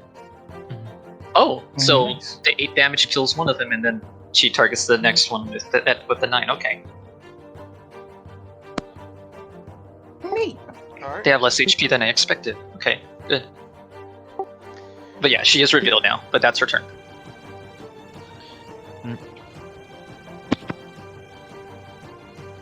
Attack on Van. Just wait till she gets greater Okay. invisibility. Alright. Do either of those 2 attacks hit? Yes.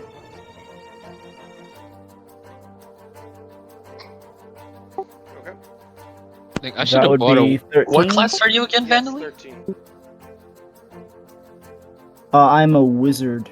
Necromancer, technically. Raise some of these taters when we're done with them. Their effects are useful. I think I should have I should have bought a wand of invisibility. I could have gave it to one of y'all. Guys, I think I'm swarmed.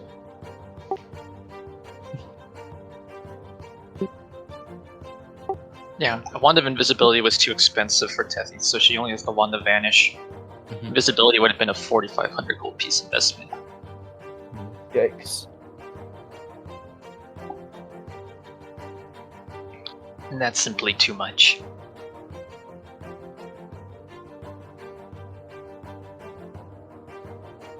Feisty little buggers. Or potatoes. What's next? What's next? We're gonna fight potatoes. I mean Alright. tomatoes. 4 of those potatoes grapple you. And are on you. The others did not manage to. So, yeah, they're going to be grappling you and wrestling you to the ground. Oh, that was against my CMD or something. Yep. All right. So 4 of those got through, and you are now being wrestled by a whole bunch of potatoes to the ground. And that's going to end my turn.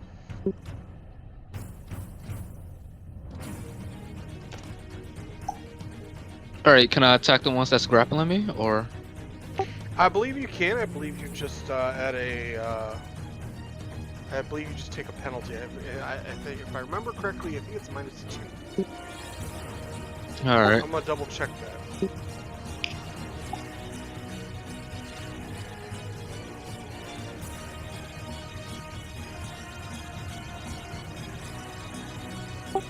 All right, you take a -4 penalty to your dex, and then 'cause we just looked this up last game too. Oh, you guys need grappling rules and stuff? -4 penalty to your dex and a -2 penalty on your attack rolls. Jesus, that sucks. Yep. Oh, do we need a quick thingy for grapple checks? I actually have this really handy flowchart that I use with my players. If you want to shoot that to me in the Discord or on the private channel, I'd be happy to take it. Yeah, I'll future give game. it to you. I'll give it to you in the DMs here. Thank you. Yeah, this PDF I found, but it's a really handy flowchart. It's helped us out immensely. Yeah, one. definitely hold on to it. All right, Hawks, you can still make your attack though if you want. You just take a -2 on your attack. All right, I'll just try to. Hit him good. Wait, this dex penalty that does affect my attacks, right? If I'm using weapon finesse. Correct. Oof, that is rough. Yeah, but I'm not gonna stack that, so we'll just take the -4 instead of the say -6. Okay, cool. Here, I am going to spell combat and spell strike this. So concentration, fail. Wait, yeah, that's a fail. So I only get one attack off. 22. I'll attack this one, or I'll attack one of the ones that's grappling me. All right, you kill one of the ones that are grappling you. There are 3 still holding you down. All right.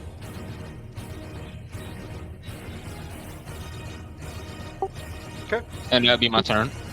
Alrighty, that is your turn. Van, it is your turn. Okay. I'm going to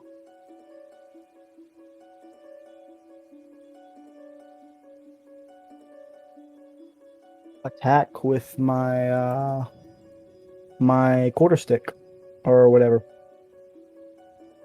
shadow weapon thing. Alright, go ahead and roll your attack.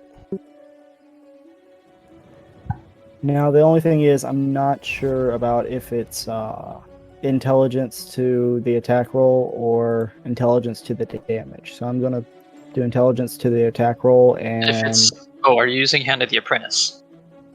Huh? Is this Hand of the Apprentice? no, this is shadow weapon. Here, let me. Oh, you do that too. Okay. I was say Tethys would just ask you to get behind her, but that works.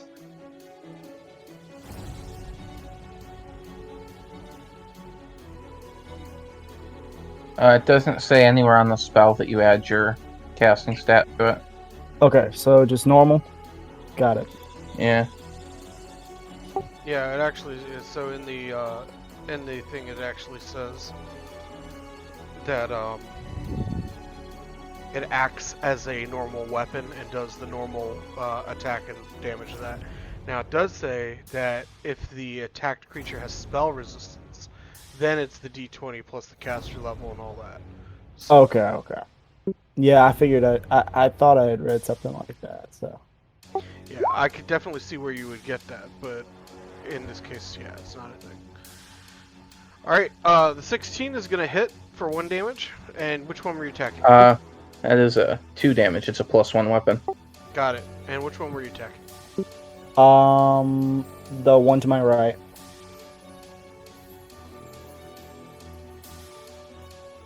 Alright, does that end your turn? I'm also going to move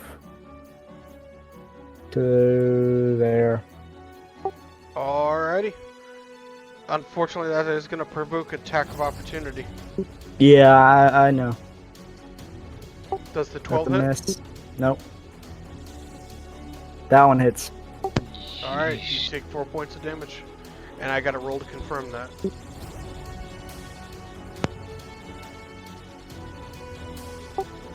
Does a 13? No. Okay, good. Alright, Van, does that end your turn? Yes. Alright, Zui, it's your turn. Flammenhandgranate now! And I'm going to throw the vial of alchemist fire I pulled out last turn. So that will land here. So if, unfortunately, Hawks will be caught in the blast, but it's just 1 fire damage. He can probably take it. So let me roll that attack roll. Fire solves all of your problems, right? Until it's things that are specifically designed to not be hurt by fire. All right. Does a 25 hit this potato's touch AC? Absolutely. All right. Takes.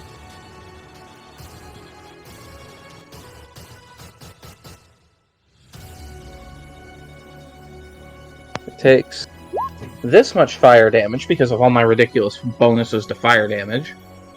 Mm-hmm.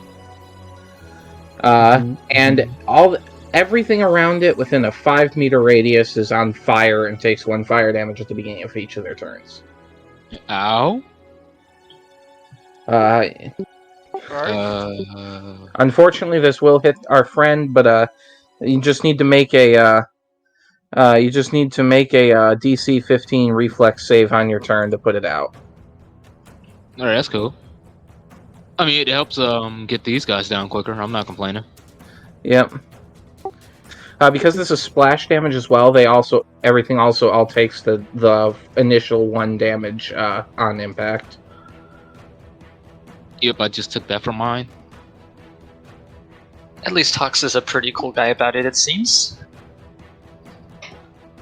Oh, Tethys would be in an uproar if friendly fire was a thing on her.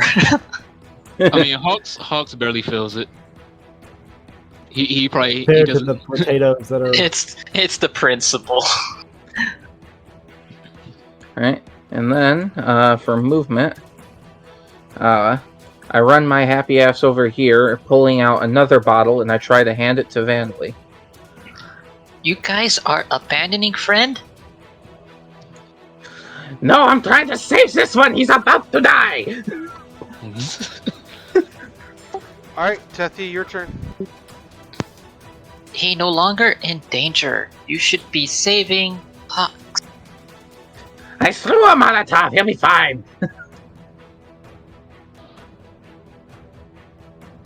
5-foot step, full attack action targeting their touch AC.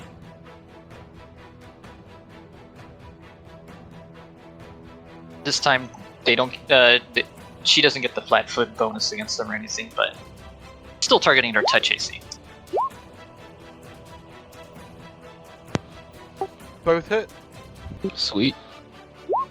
Alright, against the first potato. It dies.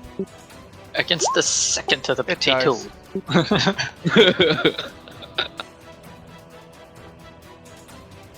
The potatoes are popping like flies.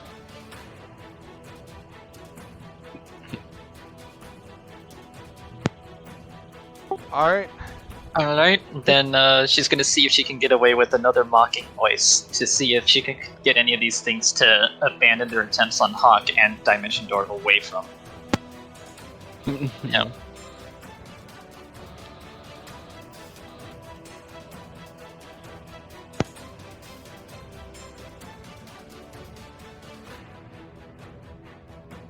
She can get even a couple of them off. That'll be more than plenty. Mm-hmm. Alright, 2 of them remain grappled onto Hawks, the other 3 Dimension Door away and towards Tethy. Yep. She's going to try and keep provoking them. Alright, does that end your turn? Nice work. Yep, just taunting gestures. Alright, the potatoes are going to attempt to grapple Tethy.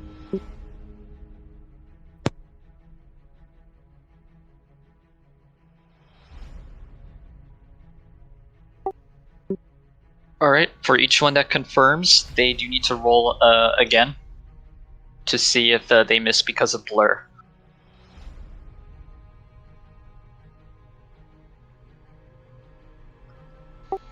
Alright, both confirm. Well, by confirm, no, it's a percentile. Yeah, they need to. Yeah, they rolled D100s.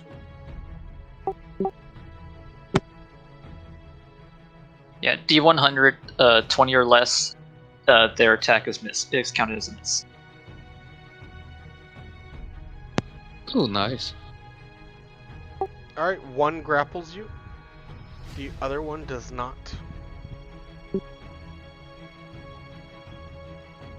So, I'm going to say one of them's got you by the hair and is climbing up your back, while the other one's trying to climb up your front. You're like pushing it down and trying to hit it away.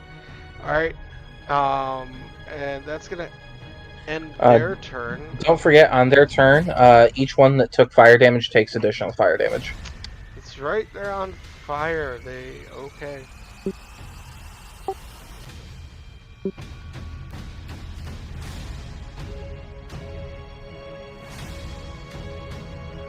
Alright, let me apply grappled here. See, now if I was not a completely merciful GM, I would say that the one that is on fire, that is currently in your hair, would set your hair on fire. That would be terrible. Alright.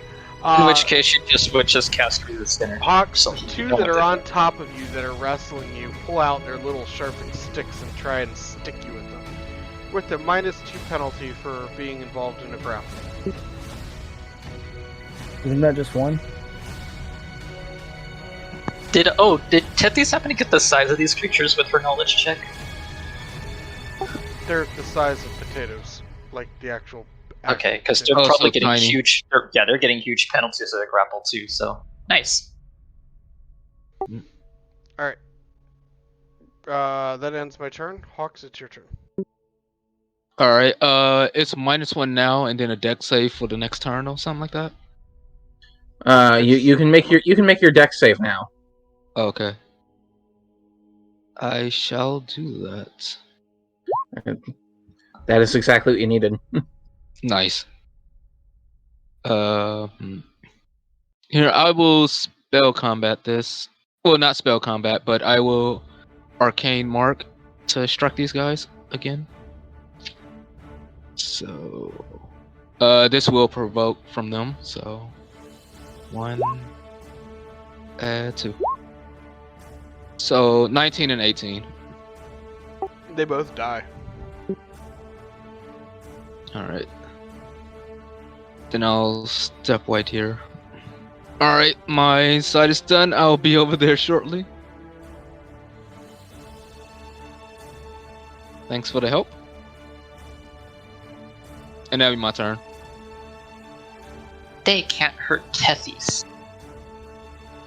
So make sure have attacker. Alright, Van, it's your turn. Remember, I am holding out a glass bottle to you. I'm going to take that and down it. Alright, that is a potion of Cure Moderate, my friend. What do I roll for that? That's a 2d8 plus 3 is a potion of Cure Moderate.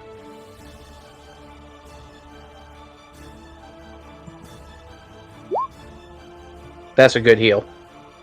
Yeah.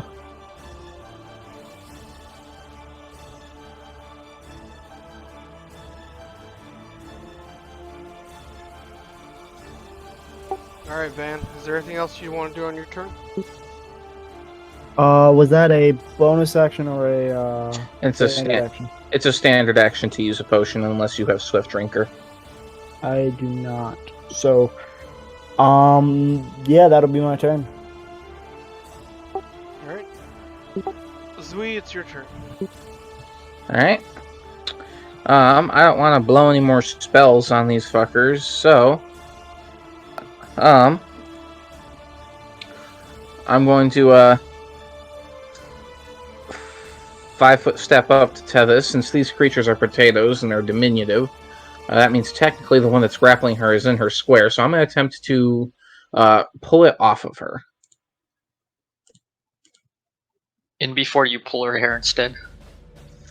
I mean, with how low my stats are, it's a possibility. Alright, It's a negative 2. maneuver. Alright, I use my dex instead of my strength for that. So that's Bab plus 6 minus 1, so that's 8.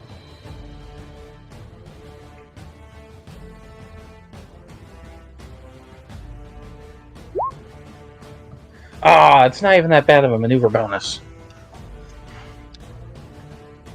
Sorry, my friend. It's a wily little potato, and it just jumps right out of the way. And it also makes sense. I'm a very like, my character is literally the height of a dwarf, but he has the dimensions of a gnome. So- Yo. You should like climb up as well and start like punching it. You realize I mean- Tethys is a small creature, right? Oh, I did not. Tethys is a Nixie. She's about 4 feet tall and about 40 pounds. I Oh, just okay. assumed that that y'all two were the same size or around the same size.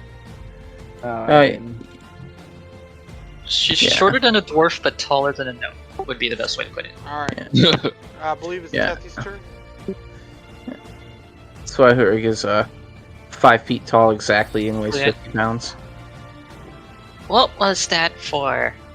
Do not pull Telesto's hair. I'm trying to get the blasted knafer! They can't hurt Telesto. You need not worry. Alright, since she is starting to turn grappled, she is going to attempt an action that does not require both of her hands, so in this case she'll choose to full attack. Same thing as before, targeting the two that are on her. Or the one that's on her and the one that is trying to get on her, anyway. So she'll be taking the -2 to hit on these. But...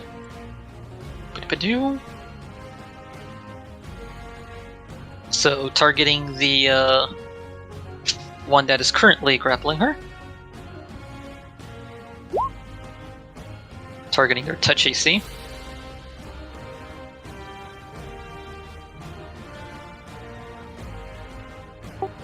That is going to miss. Alright, and then her follow-up. Follow-up hits.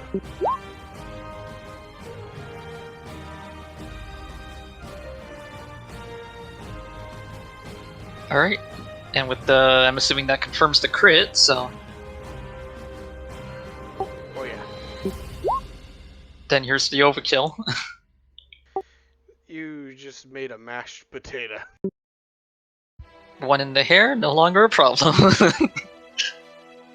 Nice. She just shocks it with energy from her palm. As she throws it to the floor. Cooked. Alright. Does that end your Potato. turn? Yep, that's all her attacks. She'll just make faces at them. Alright, the potatoes are going to try and stab Tethy. First one's going to attempt to hit for 18, and the second one is going to attempt to hit for 21. Both are a miss. Got it. Alright, Hawks, your turn. Alright. I'm going to charge here. Charging a potato. It's a diminutive potato creature. Big angry fighter charges. It's like, come back here. Like, It's get just back over here, funny to little shit. picture. You're like, if there's a potato and you just run at it with your big.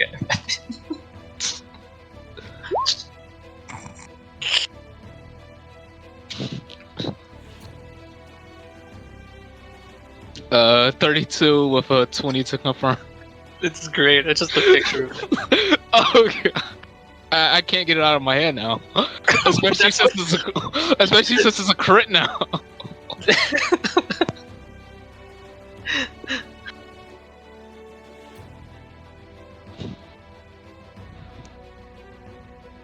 Do that again when we face the witch. I will try, but they're not potatoes.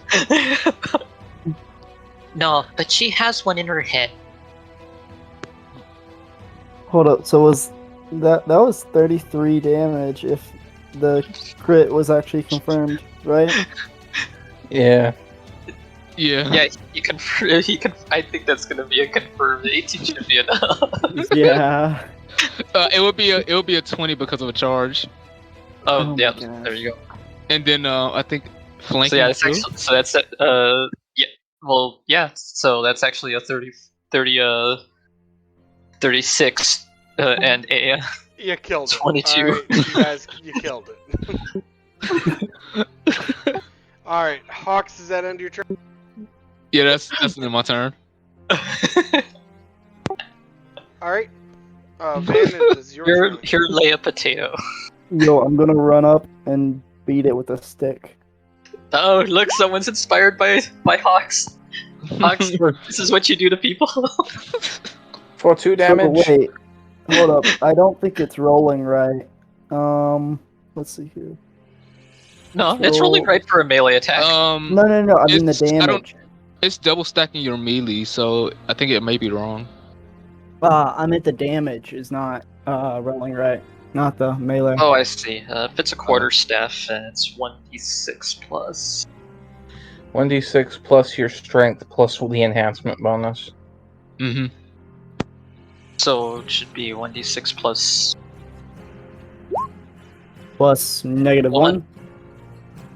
Yeah, so it'd just be 1d6. It does. Oh, Woohoo. cool. Flat. I don't think it should say melee plus strength mod. That's What do you mean? typically what you'd roll when you're attacking in melee range, though. It's your melee base attack. It's your melee attack roll plus your strength modifier. No, it's no, you just do melee because it does the BAB already inside the melee. Okay. Alright, my turn? It's just one more potato idling about. Like he's just watching this whole time. we just all turn toward him with a Damn, weird eye. I completely missed him. Now he's dead. Oh, okay. Just pretend he got hit by the fireball. Which, by the way, this area over here is just a massive smoldering crater. All right. Yeah. Huh. These potatoes can't hurt Telesto. They hurt quite a bit if you let them. Yeah, I guess. For reference, she is making reference to the fact that even if they were to latch on and actually do something to her, she has DR5 cold iron, so they wouldn't be doing anything to her regardless. I do not have DR code iron, but I do have weakness code iron. I take 1 extra damage. I resist fire. You don't say. You don't say. Here, you see, Hawks whip out a Also, she had a 24 to AC, which means they needed to roll 19 or better to her. The funny part is, like, they couldn't hit on a crit, but they kept on getting crit. Yeah. True, they kept rolling crits, it wouldn't matter.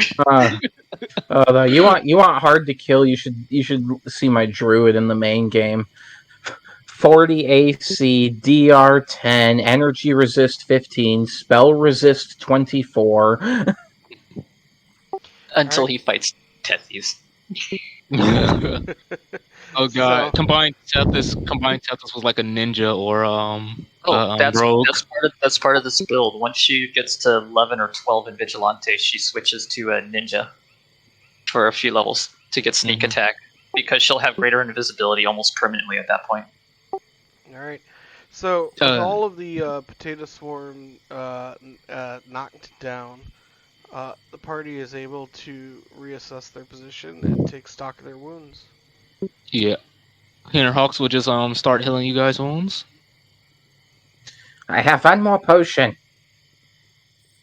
It's not needed. I have a wand. Oh, excellent.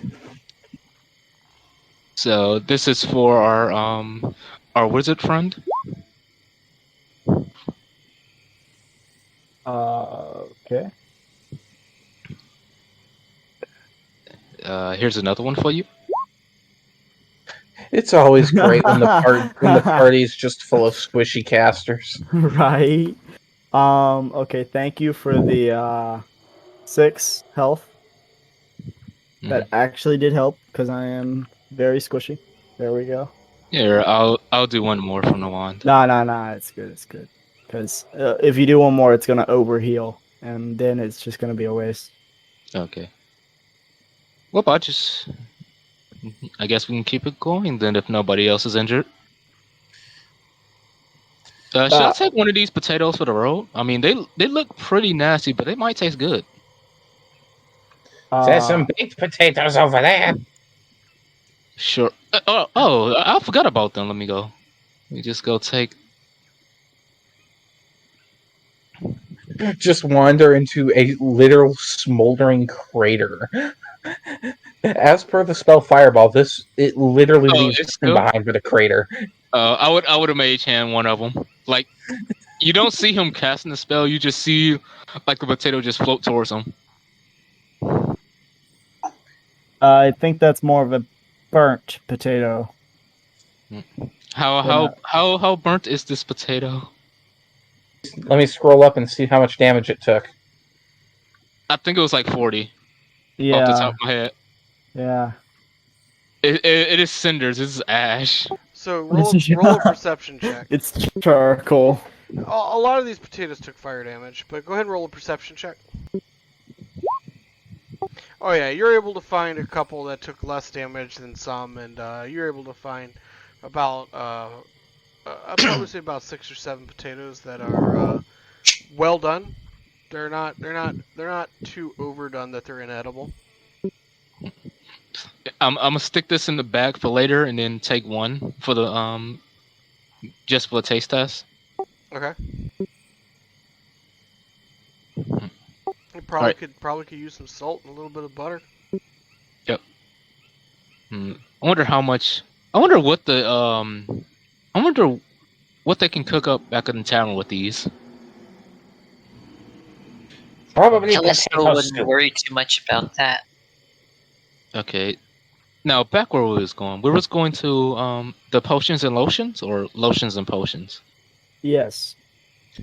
Oceany lotions. Do you think there are lotions in the potions? No, that's ridiculous. But what if there are lotions in the potions? Wait, that's the same thing.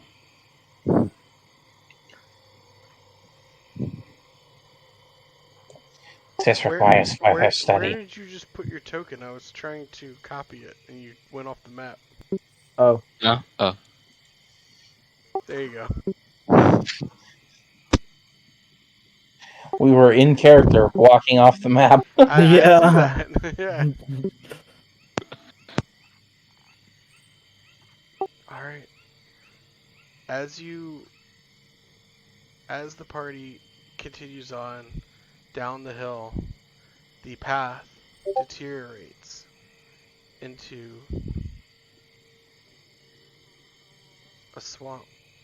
You can hear the flies buzzing and all of the crickets and the occasional frogs and whatnot. And let me put you on the map here.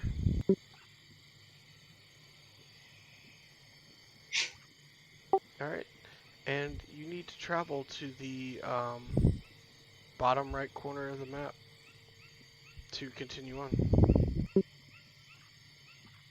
And as you begin to travel, you hear a little voice.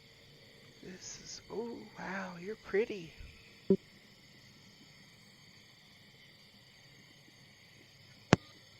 I mean, maybe. What, did you guys say something? No. But I heard something. Alright, because I don't trust swamps, both in character and out of character, because quicksand's a thing, I'm gonna cast Levitate on myself. And can I target more than one person with this?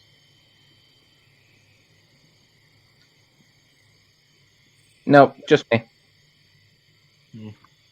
So I start floating. You're going the wrong way. Yeah, I'm just cast false light. I'm going up. How is that the wrong way? It's not in any direction. It's You're in the going up wrong direction. way. Can I make a perception check to try and see the source of this? Sure.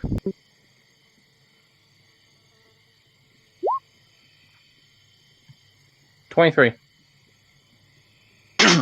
I do have detect magic.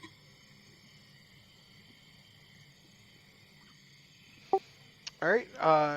You were getting a hit on detect magic coming from a log towards the center of the map, and with the extra help of that, you were able to spot a little frog that's sitting on the log, looking at you with these big doughy eyes. I magic missile the frog.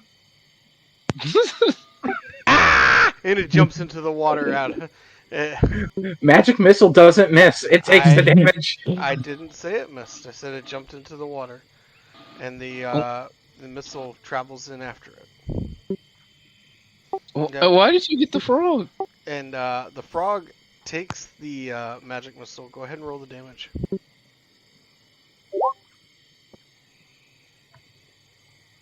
That is all 3 missiles. Okay. The frog starts hopping away at top speed, going, "Mama! Mama! They're trying to kill me! Mama!" Wait, is it Poor what's the, frog. what language is it speaking?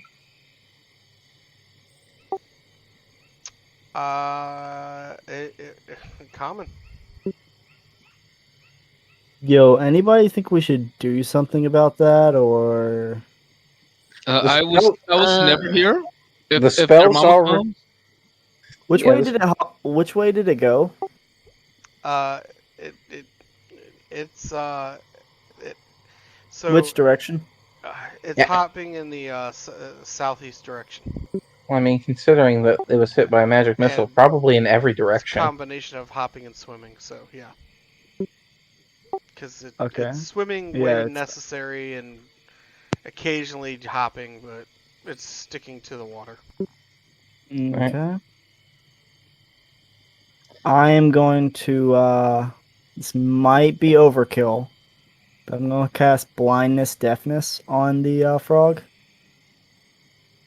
Never mind. I was about to say what? Yeah, are you yeah. serious, my friend? No. Why do you have this I- hatred I- of frogs? Well, you see, I was gonna make it go in another direction, but then I was like, well, it's still screaming, so that wouldn't help much. Tethys just snaps her. I guess tries to snap her fingers together despite the webbing between them.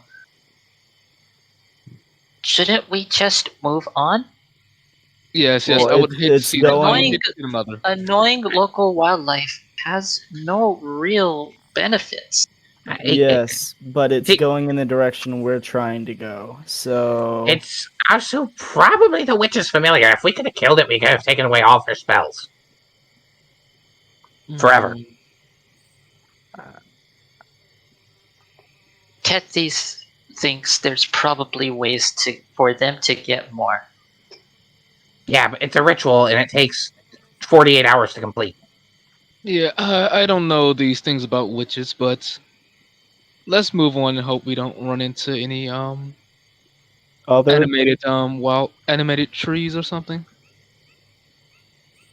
If we see those, you get behind Telesto and you run away.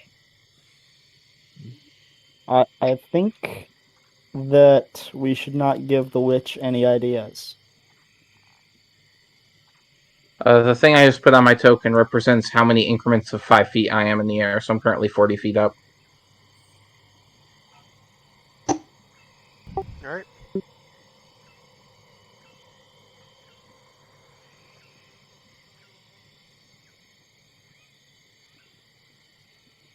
Yeah, Hawks is just trying to make his way through without stepping in too much of the marshland.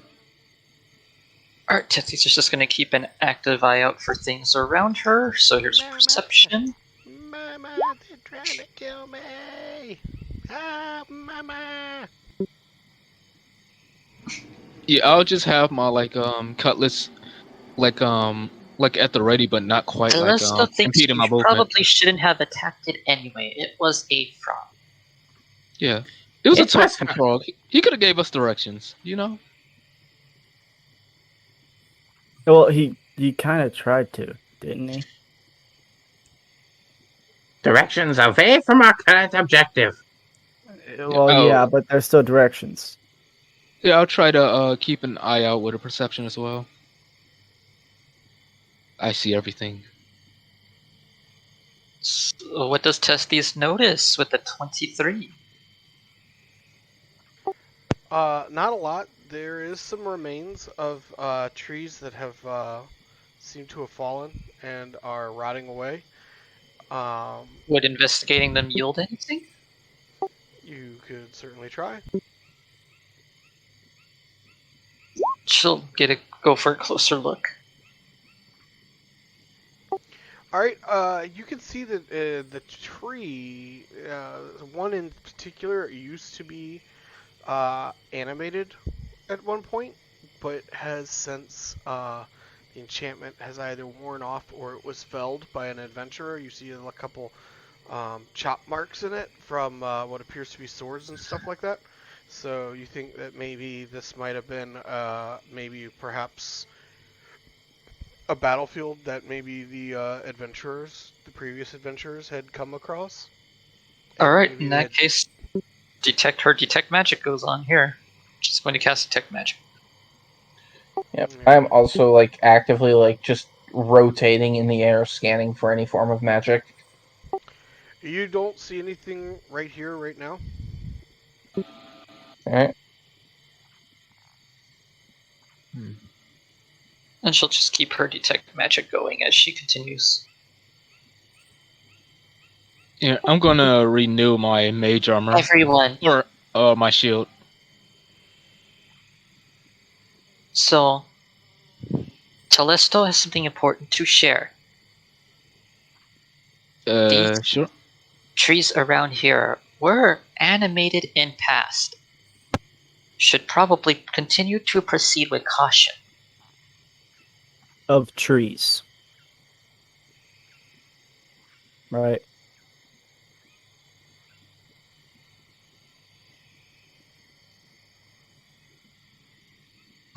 I wonder how far did they get actually. I'm guessing to where we're going.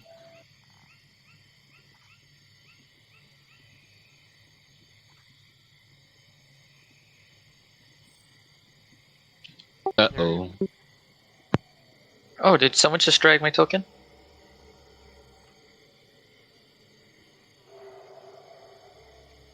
Did we skip an encounter there, or were there no encounters there other than the frog? You'll never know. Oh, sadness.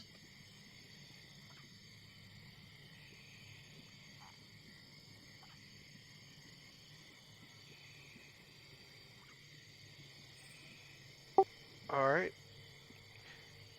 As you emerge through the swamp, you pass through a grove of like marshy type trees, some willows and stuff like that, and there is a little stream that is passing through. And on the other side of the stream, you see hollowed out from an old, humongous tree, a hut of some kind. And as you begin to approach, you see a little frog jump out of the stream and hop into the hut, going, "Mama! Mama, they're coming! They're trying to kill us! Mama, mama, mama, mama, mama!" Oh, great. Good going there, fire person. So, I don't think that's a good sign. Yeah. Maybe we can calm her down and say it was a an honest mistake. We The goal is to be getting rid of her regardless. Talking is good, but must defeat. or subdue. We rolling for initiative? Telesto Not at the cannot hold moment. her down. That will be on you, if wish to subdue. This map I think is in D&D increments.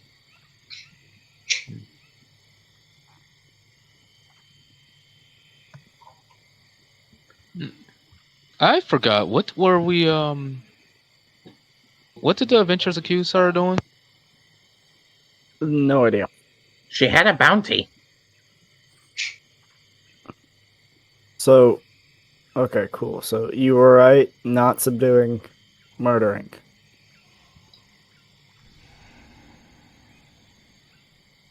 Well, it's not really murder because According to legal. Roll20, it is set for Pathfinder. It just fixed. I don't know if it was like a refresh thing or something, but when I went to move, it was set for point something something meters.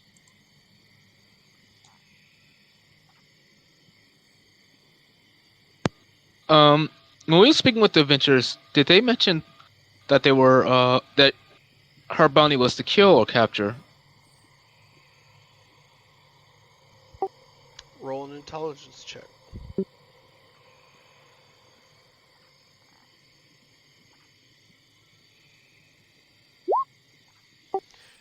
Unfortunately, you just can't remember off the top of your head right now.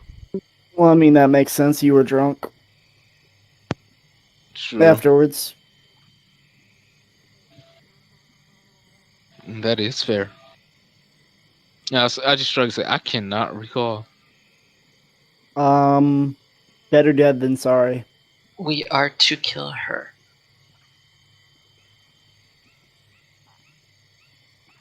Telesto put it this way. Doubt she come quietly or without fighting. Likely will end up having to kill.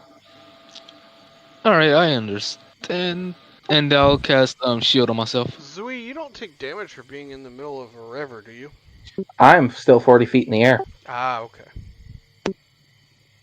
Alright. A little light appears in front of the hut as the door opens. This will be fun. Okay, Tethy is going to attempt to. How deep's the river here? Like, if she jumps in right now, is she? It's waist Is it even? high. She have to start swimming? It's Oh, waist just waist high? and difficult terrain Waist high on how tall of a character? on a medium character. Tethy's will jump in and then duck under the water. Okay, so Too high, basically. I guess I'll just go into the front. Let's see what you guys gonna do. Alright. Well, I could just kill time for you Emerging guys. from the hut is a crotchety old woman whose portrait I will blow up so you can see. ah, Neat. What are you doing trespassing in my swamp? you see, I would answer that, but I mean, you kind of attacked us. So I mean, I don't feel like the welcome has been very kind. And hopping from behind the witch comes the little frog who says, "That's the ones, Mama. That's the ones. That's the ones that are trying to kill me."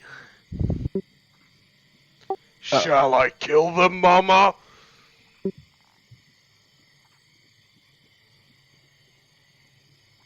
Interesting. Did his voice just change? It sure did. That's what you're curious about, not what he said. No. The voice change is a lot more it's a lot more startling than what he's saying. Yeah, that makes sense. Alright, it's a little teeny tiny frog says, "Mama, should I kill them, Mama?" And the little witch says, "Not yet, my dear. Why did you attack my sweet little pet?" I mean, we got attacked as soon as we entered the swamp, so I mean, it was only natural to figure that. I mean, I'm not speaking for the person who attacked, but it's only natural that someone would assume that anything in this swamp is hostile. Especially since vegetables were the ones who attacked us.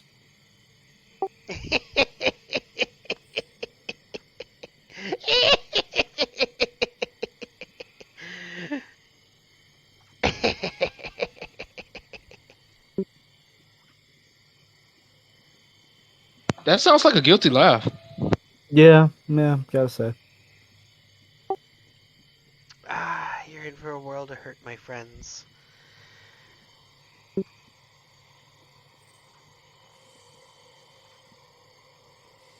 Surprise round. Cast Burning Arc.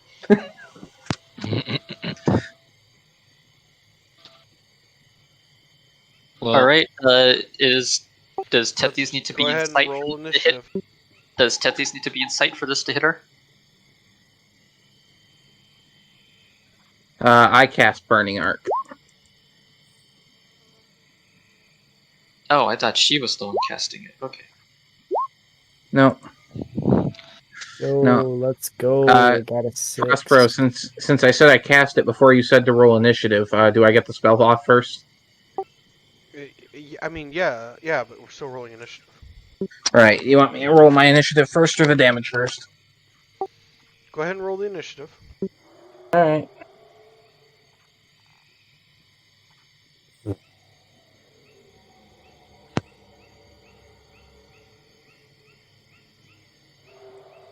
I What is think I think I probably have the higher initiative than Hawks. yes, you do.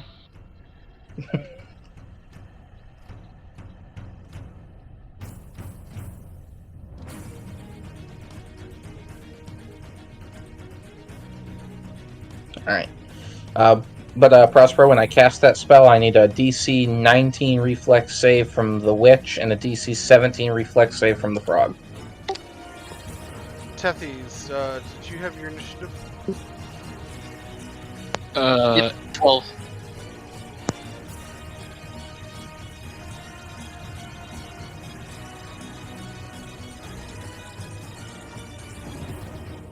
What was the DC?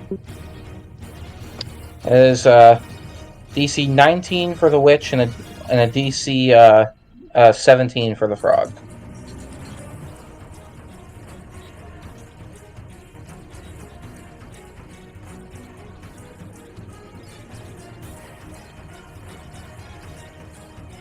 You said reflex?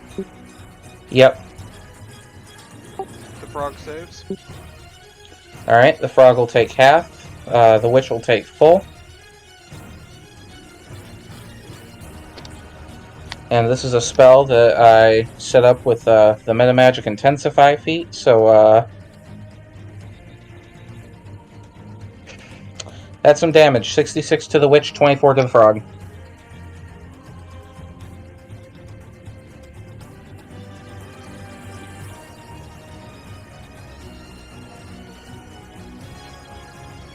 Jesus, what are you?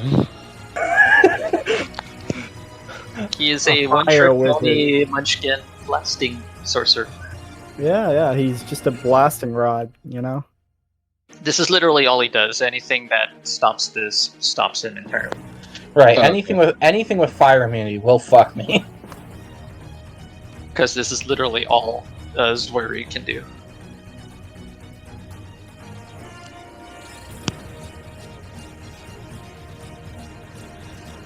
In a couple more levels, I think next level, The Tethys frog's change up. shapeshifted form falls away, and emerging from what used to be the frog is a darkling. Oh, neato! What now? That thing.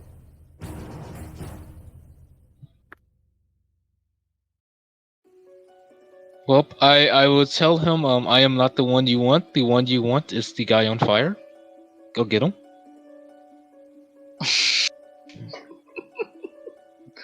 Wow.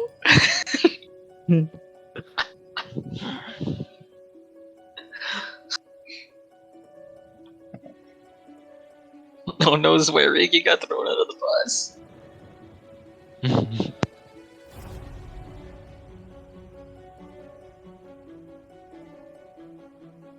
The Dark Fling will remember that. Oh, sweet shadows! Jesus. Shadows are ghosts, right?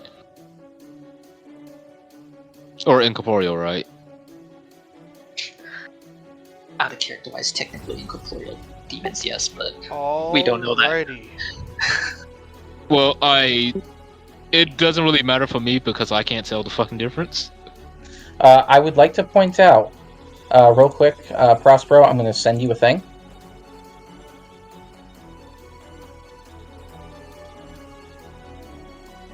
Oh, these are the undead ones. Yeah, there's shadow demons and there's shadows. Two separate things to remember. Either way, all Tiffany sees is shadowy things appear. And that's bad news bears. Oh, BRB making a template for my bears in my campaign now. Bad news bears.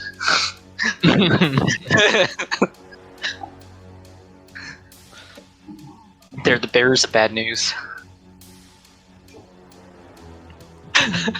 Bad news bears is always good news for bears. Bad news bears are the bears of bad news. Zui, it's your turn. Alright.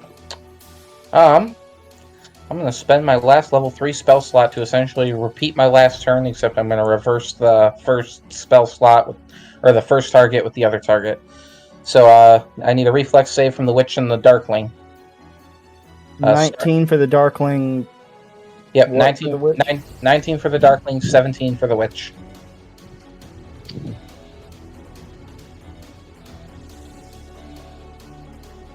They fail.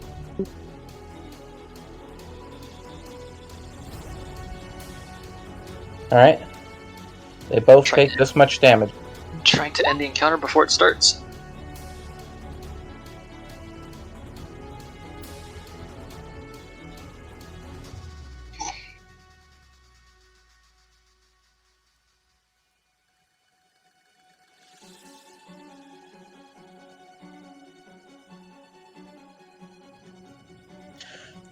In the name of the Flammen and for science, you all will burn! Alright. Oh look, they're all dead. Just who is the villain here? Yes. Yeah, you tell me. Tethys will remember that. I got something wrong.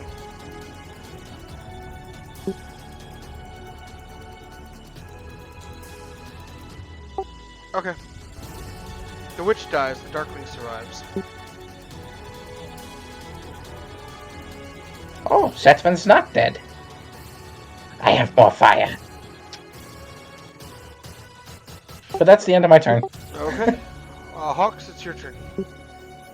Tethys is super uncomfortable with this now. Yeah. I'll move right here. And I'll just chill touch and hold the charge until they come close. So and then that'll be my turn. I kind of don't want to be surrounded by the shadows. Why not? They'll be your best friend. No, my Well, best friend is my talking sword. Oh, Thank you no, very no, much. no, no, no, no. I meant they'd stick to you like a shadow. But they wouldn't be my sword. Alright, Tethys, did you have a turn? Yep. She needs to do something here, let's see.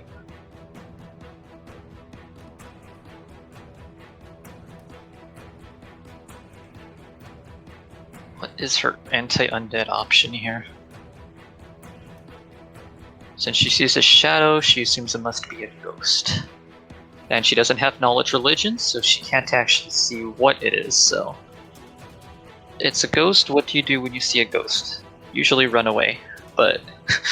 No, we try to solve the mystery, gang. Well, part of the gang here is a quite possibly murderous, psychopathic, chaotic, evil,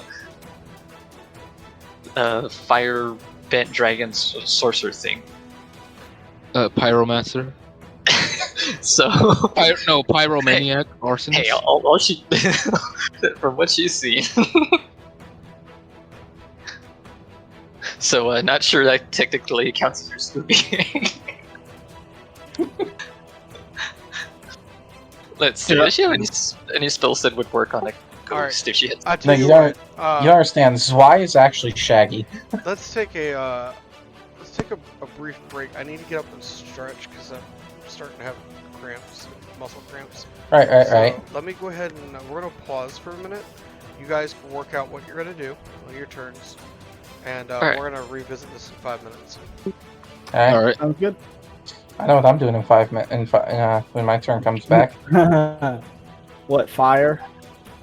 It depends on whether or not certain characters are dead or not. Great now. Anyway, so she'll have to get closer regardless. Okay. So she can't even attack this turn. So she'll swim, she'll cast a spell because she can.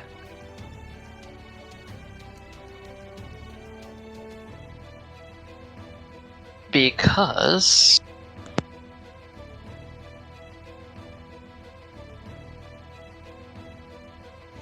Alright. she could use a blur scroll. Should she use one of her blur scrolls here? Yeah, that's a lot of ghosts. That is a lot of ghosts. Yeah. What do you mean? I don't see any ghosts. Yeah. I just see these dark floating things that look like ghosts. She's just assuming they're ghosts or something in her eyes because floaty, black, Bad thing, bad. spooky thing that just appeared from out of nowhere.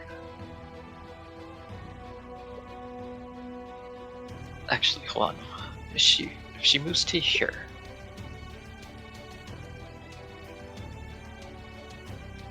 he's likely to move closer, come in his turn. This would probably be a good spot to stay into because of the terrain making it hard to get to her. But she gets a good vantage point to pick at them. And she can make that move too.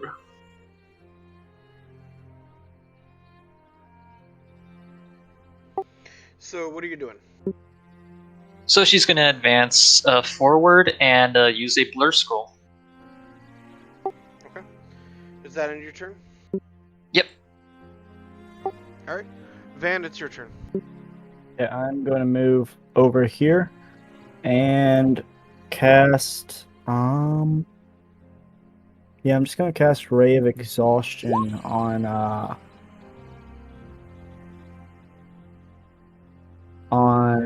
the big guy, Darkling.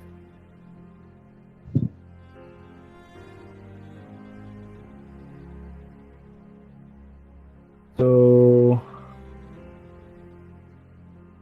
what do I roll? I roll a. You roll a ranged touch attack.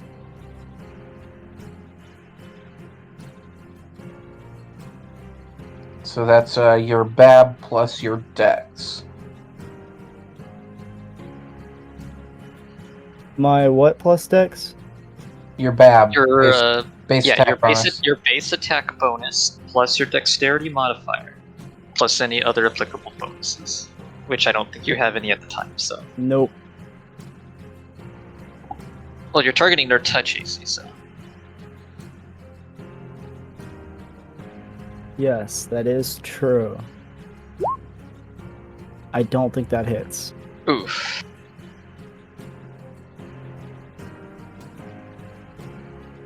Your BAB and your Dex are only 2? My Dex is 2. I'm not sure what my base attack bonus is. It would be 3 because you're a slow BAB character. So you increase that by 3 to an 8. Might Okay. be enough depending, but probably not. Probably not. But might be enough. Where is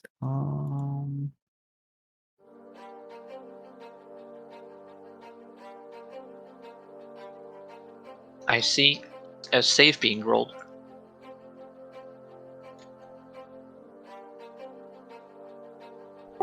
He rolled a 20 on his fortitude saving throw.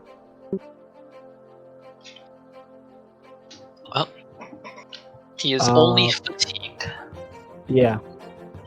which is still penalty, but Yeah.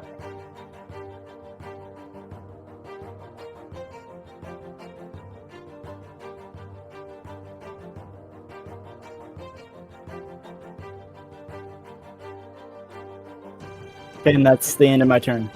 Sorry, I didn't have any thought. No worries, no worries. Alright. Let me see what I'm gonna do here.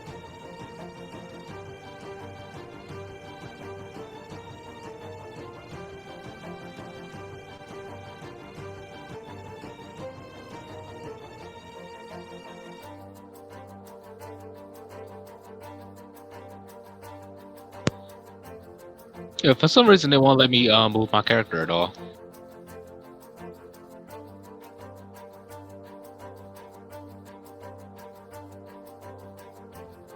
Can you click on it, or can you not even do that? No, I can't click on it. That's what I'm saying. Because I was touching it. Oh, Are you on the right tool? Yeah, I'm on the mouse. the pan mouse or the I don't see anything on you. Yeah, I'll just exit out and join back in. Okay. Alright.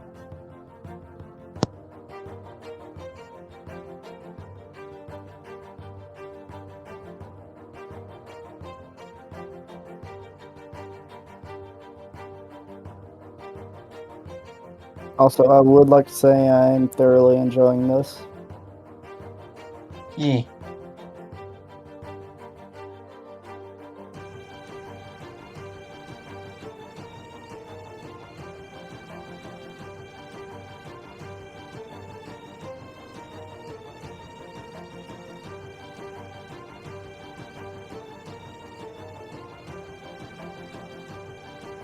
Why is there 2 tokens now?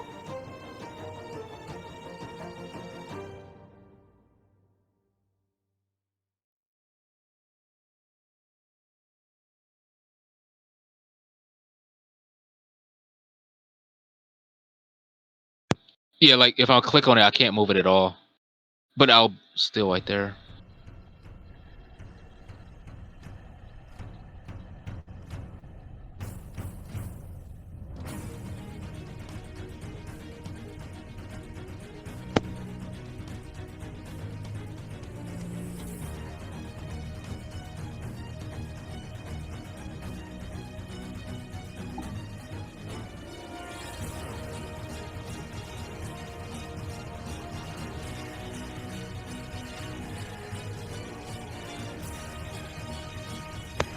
Oh, now it's working.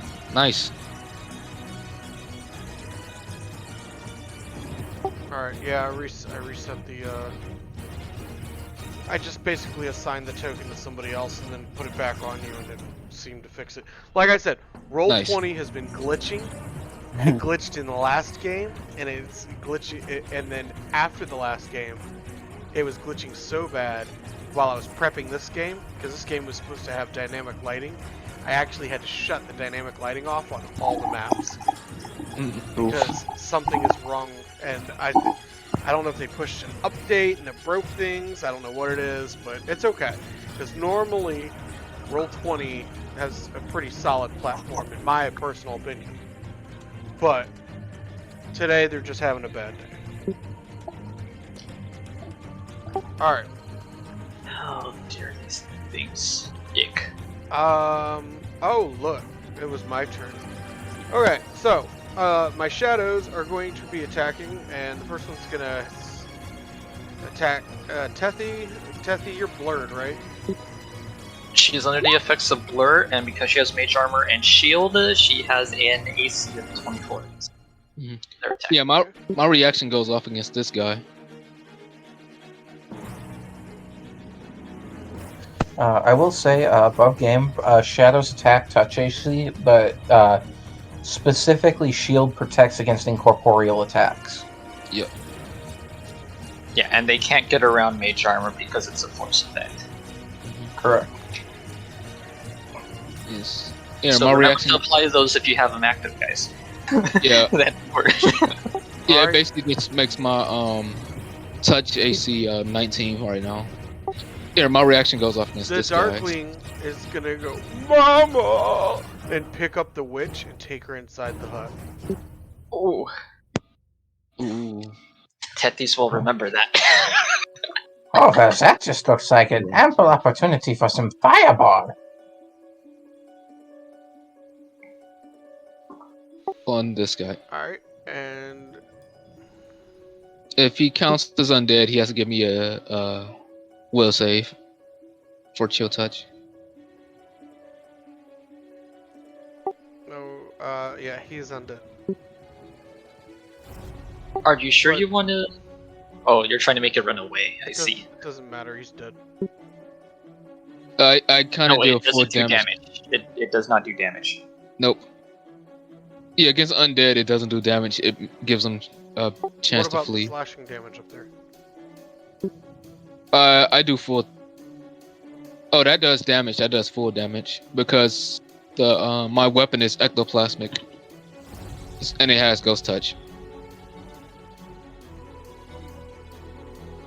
Yep, ghost touch weapons always do half damage against regular enemies. Or incorporeal enemies. Alright, and I have to roll the thing.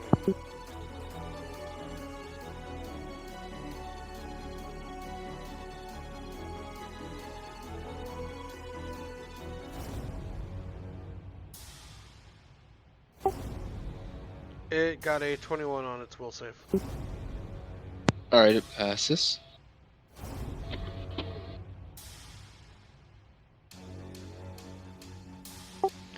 Alrighty. That's gonna end my turn. Zui, it's your turn. Alright, with my detect magic up, I look at the hut. Does it look like it's made of anything magical? Actually, just what's it made up of at all? It is a hollowed out stump of a humongous tree like the big great redwoods in California. Alright, alright. Kind of like Yoda's hut from Star Wars. Kind of like that. Alright. I'm gonna cast Fireball and center it here so it'll hit the inside of the hut.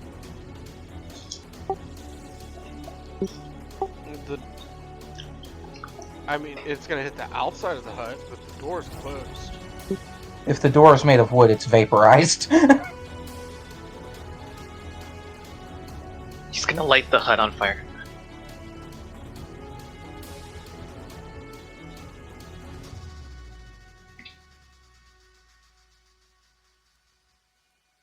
That was his plan all along. To light everything on fire. Pyro. Maniac. An arsonist. Even. How is the neutral good Tethys aligning herself with the villain? Alright, well, while we're waiting for him to roll that, Hawks, go ahead and make your turn. Alright, I'm going to attack this guy. Finish the job. Here, I'll just free action activate my I'm do corrosive. So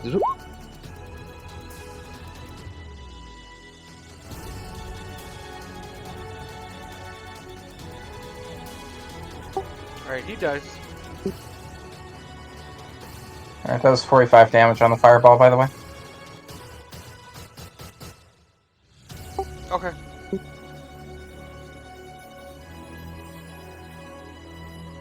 I'll step here. Oh, you can go through the water? I'm still flying. Oh, you don't get any penalties for doing stuff while in the middle of levitate? It doesn't say I do. Oh.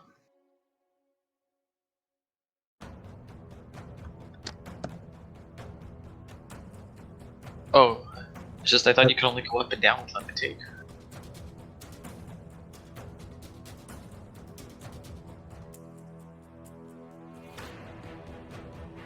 Oh, that is right. Shit, I've been doing this wrong that whole time.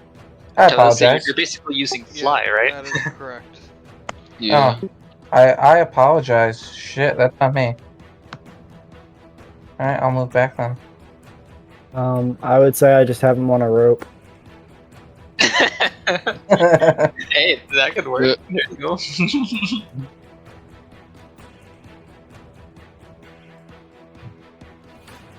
I apologize heavily for that, Prospero. Yeah, that's fine. It's my bad. I should have caught that too. Yeah, I thought that was weird, so I was like, wait a minute. It's all good. It's all good. Didn't hurt any players. All it did was hurt minions. So it's not a big deal. I mean, realistically, it didn't even hurt the minions. All I used levitate for was to cross that swamp. Alright. Yeah, Um, yeah. Hawk, Oh, you your should take turn an is ninja done. level. Sweet, do you have any other actions that you can do? Dispel my levitate is a free action. I'll take my 3d6 fall damage. Oh, okay. He's gonna roll triple sixes. He didn't want to take the time it takes to reduce him to lower himself to the floor the normal way. Alright, so I take 11 damage. And then I'm going to spend my move action standing up. Alright.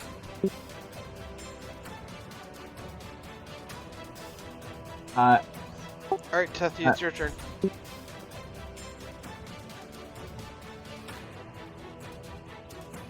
Alright, shadow right in front of her. Do. Will die. Well, she doesn't have ghost touch or anything, so no, probably won't die, but she can at least attack it. And that is what she will do.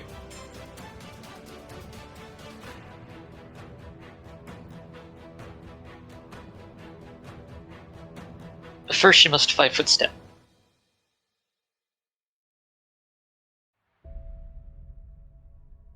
And then she'll do both of her attacks on it.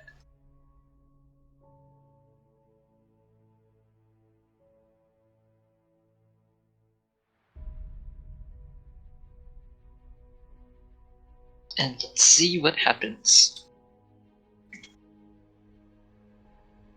Both of these are targeting, well, touch AC or regular AC. It's probably both the same on both fronts for it. Alright. Do they hit? Oh yeah. Oh, cool. Okay, that's what I like to hear. Nice.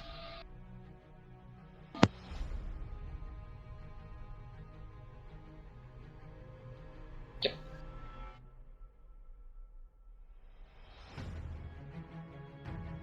So attack 1, attack 2, and it's going to be taking half damage from these.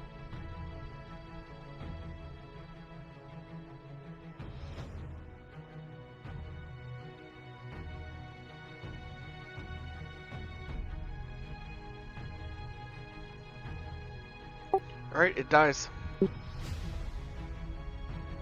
Oh, these things have less HP than I anticipated. What?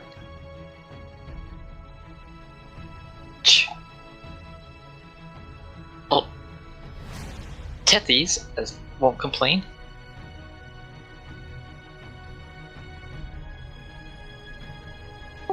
Alright. Does that end your turn? Let's see. She did her move action, did her swift, and stand. Yep, that's it. Alright, Van, it's your turn. Okay, I'm going to do Disrupt Undead.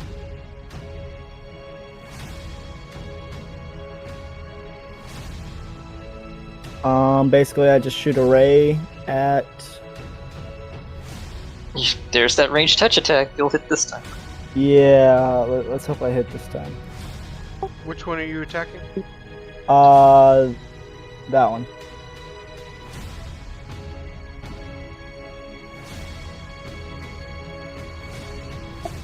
Hey, is that enough? Nice. Go Vandally. You'll bet. Now I deal 1d6 of damage. They are undead, Oh, right? did you not? Yeah, but did you not roll that up there? It said you rolled a 4 on it. Oh, okay, well then yeah, that works. I didn't even notice, to be honest. Okay. Alrighty. That brings it around to my turn.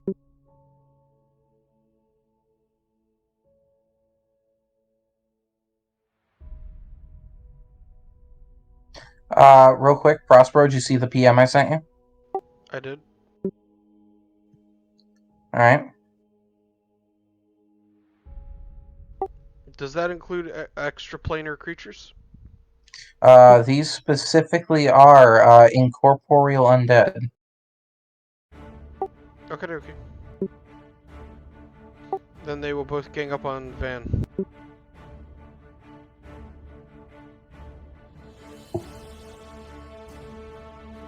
Does an 18 hit Van? Yes. 7 damage. And an additional 8. Got it. And then you're going to take a d6 of strength damage as well. For each hit. Okay.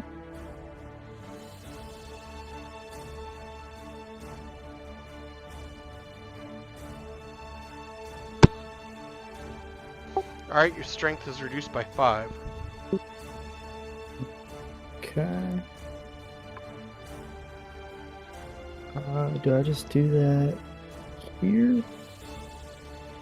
Ooh, can't let his strength hit 0 or we're done for. Yeah, there we go. He'll be conscious.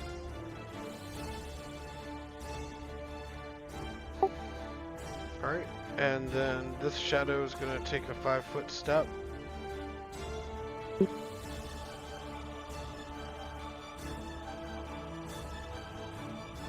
And a 10 misses. That's my turn. Zui, it's your turn.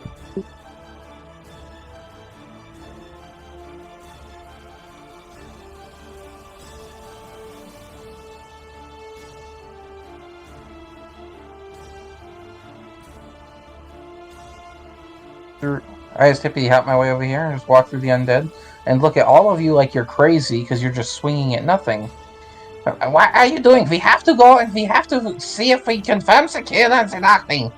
And I'm going to move my remaining 30 feet to inspect the door I blasted off its hinges to see if the excess damage killed the darkling. Once you're within line of sight, you can see that everything inside that is dead. Oh, see? There, mission accomplished. We can go home now. Does that end your turn? It's not over yet. That is a yep, that is my double move, that is my turn. Okay. Hawks, it's your turn. Alright, I'll spell combat this and spell strike, so arcane mark. Pass. So first hit is on this one in front of me. For 18 on this guy.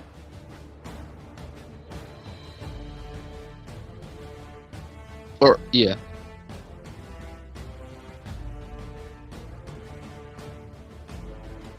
And here.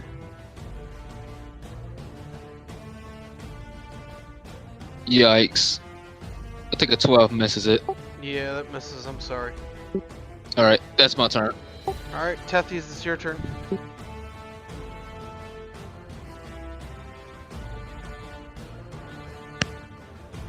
Big giant bush in her way here. Let's see.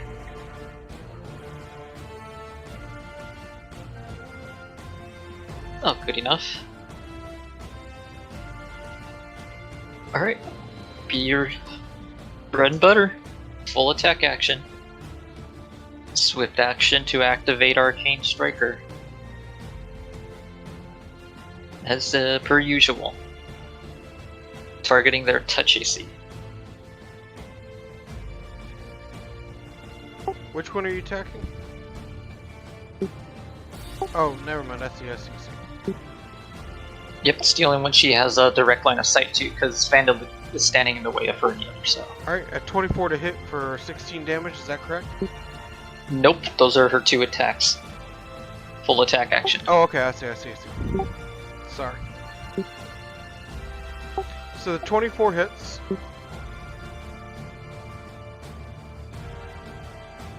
Did you take into account the -5 to strength?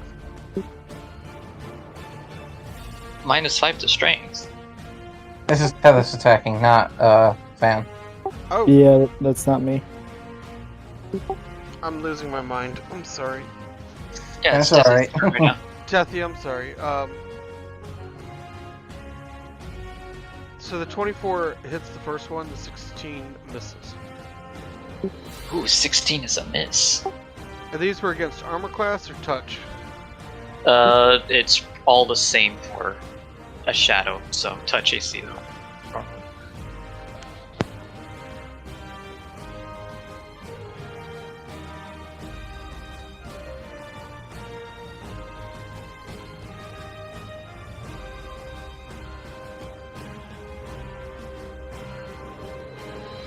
So just one's a hit.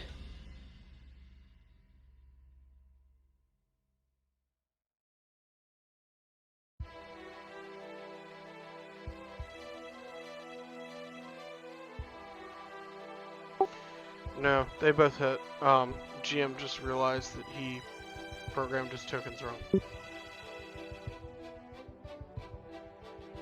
Okay, so they both hit.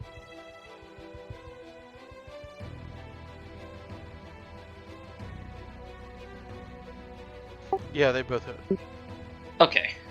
Just making sure I confirm before I roll for the damage here. Alright, then that's 13 and 10. These will be doing half damage.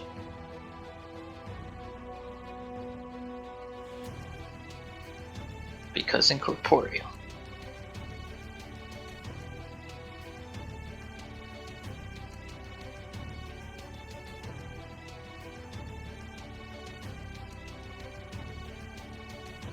That's still a tasty total of 11 damage. Oh yeah, I'd love to get her to the point where she starts picking up improved 2-weapon fighting. The continuations. That's the dream. Greater invisibility, so get your sneak attacks against flat-footed opponents every single time, targeting their touch AC. With the 2-weapon fighting tree, throwing 6 of these things in one go. Alright, Van, Oh. it's your turn. At later Vigilante levels, she can throw actual weapons too in the middle of it and still throw levels. Okay, I'm going to cast Disrupt Undead.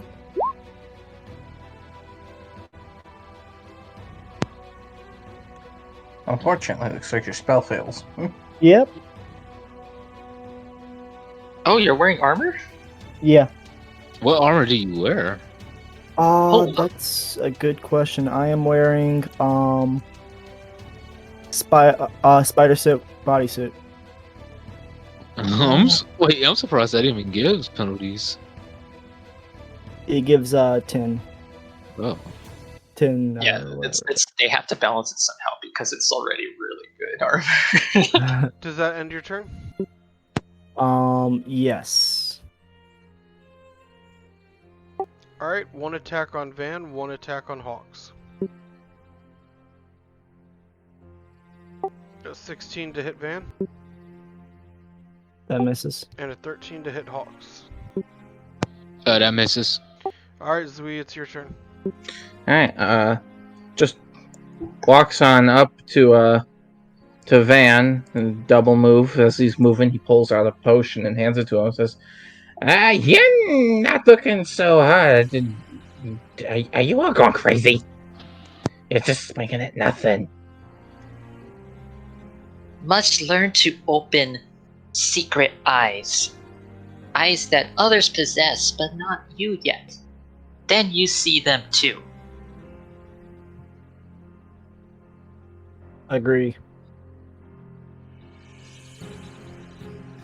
I'm talking this mumbo jumbo.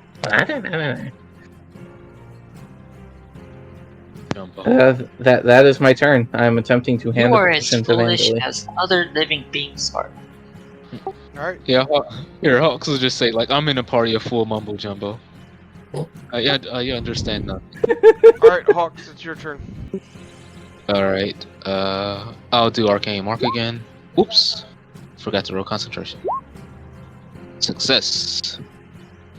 So, first is... Bodies. On this He be guy, working the bodies. yep. Let I the mean, I could bodies do. hit I the could floor. do. It was a virtue. I could do the virtue one, but I mean, this one, or I don't have a long arm. I can't attack around them. Through them.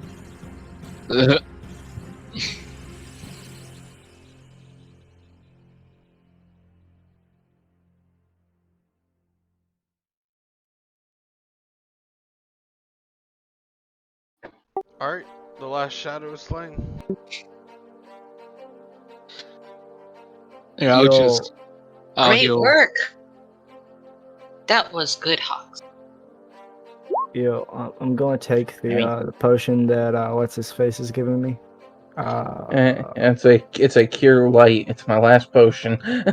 Okay. I was gonna cure Machu. Oh, cure moderate. Oh, okay. And that's 2d8 plus. It already rolled in the thing. It says it rolled a 20 Oh, for okay. cure moderate. Got it. So yeah, I'm back up to full. I am the cleric of Maguses, or the Maguses of cleric. Oh, you pull off the same spell list that Tethys does. She casts spells like the Magus does. I don't cast. I cast like it's more cleric-y in nature. I'm not quite a cleric yet though. So most of them are debuffs, basically.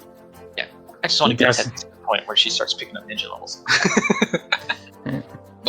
Prospero, I still have that Necromancer's book, spell book. Is that at the end of the one shot, Prospero? Are you saying is it alright, garbage, what was the question? I was asking if this is the end. Because I need to try and get like an hour's worth of sleep before I go to work. Yeah, we were just gonna roleplay the rest out. So if you want to bail, you can. I can hang around and just wind down. Are you sure? Go get some sleep, man. Yeah, if you need your sleep. Yeah, you should get some sleep. Alright. By the way, at the end there, the reason why is why I was like looking at you all like you were crazy. Esufei don't have souls and therefore cannot see or interact or be seen or be interacted with by ghosts. Which is why he's a perfect villain, because he has no. Yeah. Well, he's an incarnation of the elements. Alright, You know what's funny? Which That is why means you can. he's- Oh, go ahead. Which is why he's a perfect villain. That means you can barely see my sword at all. Well, because it's actually your sword's not a soul; it's a psychic manifestation. It can be seen. Alright, so all the shadows are Move around dead, a hill. and the last Outdoors. you guys saw the Darkling and the witch. They had gone inside the hut, which was fireballed. The hut itself is not burning, but is scorched. But you are free to take a look around you if you want, or you could head back to town, whichever you prefer. Tethys is going to investigate the witch herself. Alright, go ahead and roll a perception check. So you two just see Telesto investigating the witch herself. Yeah. I'm just looking around at the messed up scenery.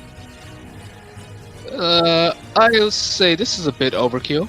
Just like Tethys looking for anything that looks valuable at first glance, and any kind of thing that could be proof of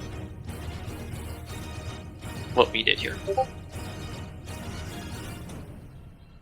Alright, you do happen to find a... You find a torn piece of a scroll. Oh, what? There is a scroll, a spell scroll, that has been torn, and it looks like it's been torn into 3 different pieces. And it's currently lying on top of the witch's bookshelf. I hope that is not what I think it is. Hawk In that says. case, could Tethys use mending on it to put it back together? Oh no, it's 1/3 of a piece. There is no other pieces. Oh, I thought you said there was 3. Okay, so just 1 piece. It's like parts of a third. All right, well Or that part goes of a into her third. scroll. Well, that goes into her scroll case until further notice.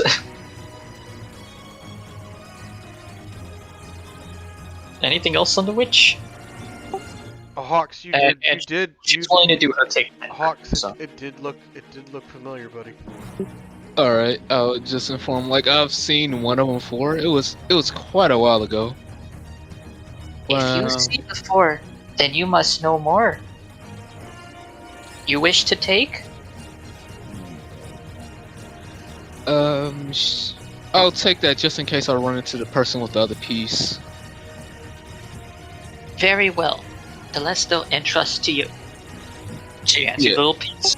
Alright, I All need right. a knowledge arcana from everybody, please.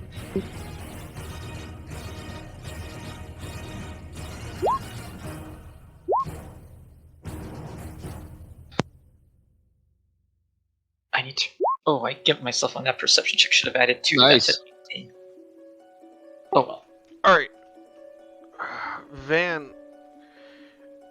So, upon seeing this bit of scroll work, this tiny fragment, you're able to look at it and you realize that this is 1/3 of a scroll that somebody has ripped up into pieces. Upon inspecting it, you realize that this particular piece is 1/3 of a ritual. And the scroll is not necessarily like a spell scroll, but it's more like a ritual.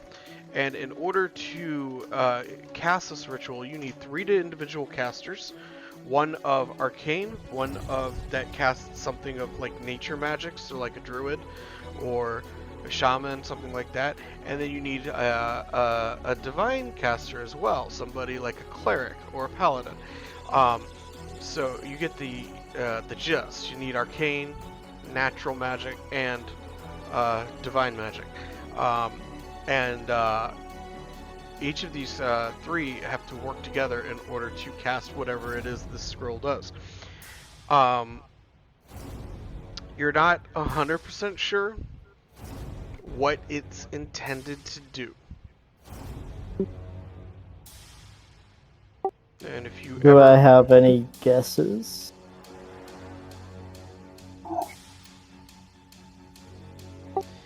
with a nat 20, and since Hawks already contains one of the pieces, you believe that it has the ability that if it is cast and summoned, it can bring about an apocalyptic end of the world.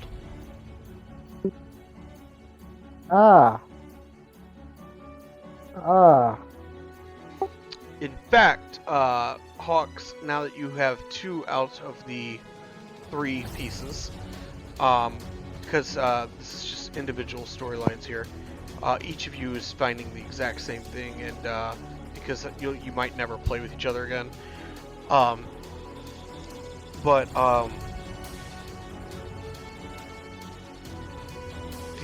The long story short of that is that the spell is labeled the apocalypse spell, and you're not entirely sure what it is, except that it's going to be very, very bad, and any part of it falling into the wrong hands is a bad idea. So each of you, if you ever play an enemy one-shots again, remind me that you have a piece of said spell when we play. And if you are in an encounter that has a piece of it, then that'll be something. So, Alright, well, Yo, I'm gonna Hawks put it has in a my piece gear. here, so Tethys will not have any of those pieces with her. what's that? I said, well, Hawks has it now because Tethys gave it to her. So. No. Hawks will give you like the one There's- piece back. It's like, nah, this is too much power for me. In the story, there's only one, but I'm, as a GM, I'm saying, like, you guys all have a piece of the story because you all played in the encounter. You see what I'm saying? Okay, Yeah. so It's like when you're playing a video game and everybody gets a piece of the loot, but it's the same loot for the same story. It's the same thing. Because you might not be in the same group the next time you play, so you might not have all the pieces. This way you have all the pieces if you ever finish all of the one-shots. Make sense? okay, Yeah. so we technically all receive a single piece of it. You all Because receive a single Okay. piece, but this is the But nature. we still need to go find the rest of them to This is get them. yes. This is the Okay, nature that makes piece. So Hawks has an arcane and a nature piece, and you both have nature pieces. Okay, so into the scroll box, into the scroll case it goes. All right, and if you ever play, again, you'll be able to get the rest of it. Okay, I put it in my gear as the spell nature. Sure. Anything else on the witch? Tethys will take 20 on this if she needs to, and I do have her appraise is a thing. Yo, my appraise is a thing too. My praise is not a thing. Yo, let's see who can get higher on appraise. You ready? Yeah, let's go. Let's go. Oh, you want to roll against Tethys? Yeah. Ah, dang, I rolled a 3. I rolled a 12. Ha! Ha! She still beats you with a 2. What? But she's taking 20 here, which would mean a total of 33. All right. She has all that gear listed right there, including the. You didn't beat 120 me with a pieces. 2. I had 16. I'm talking to the guy who over here with the Oh, 13. It's like, oh, yeah. the two rolls higher between you and me. Yep. I rolled the highest, technically.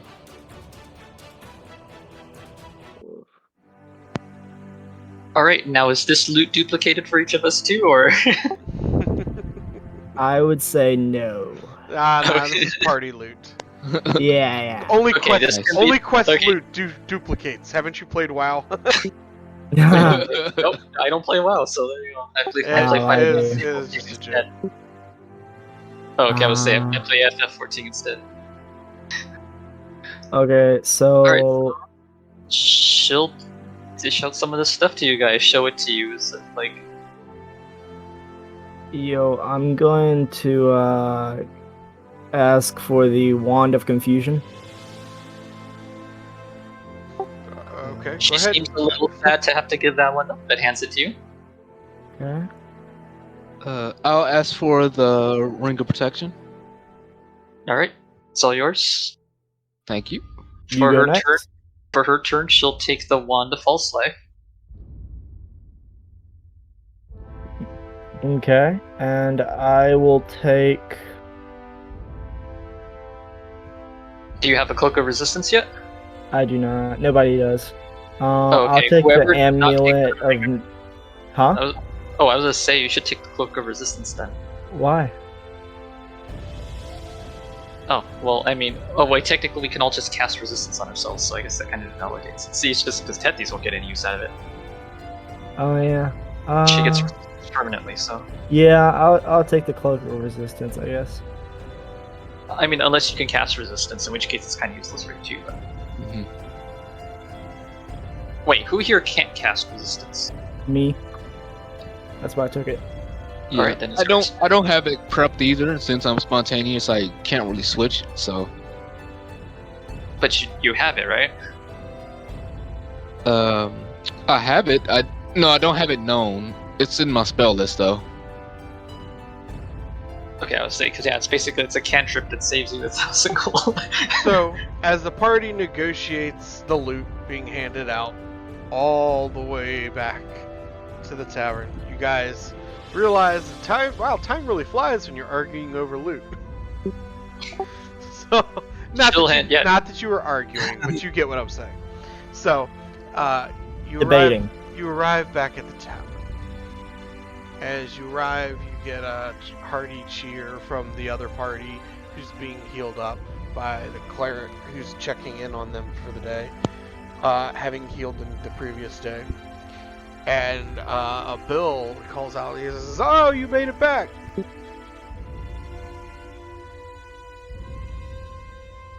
How was my horse? Fat and happy, he says. Just gave the horses a couple oats. Just not even an hour ago. That's good. Glad that you guys were able to make it back. Did you find anything interesting? More importantly, is the witch dead? Yes. Nothing happened though. Nothing at all.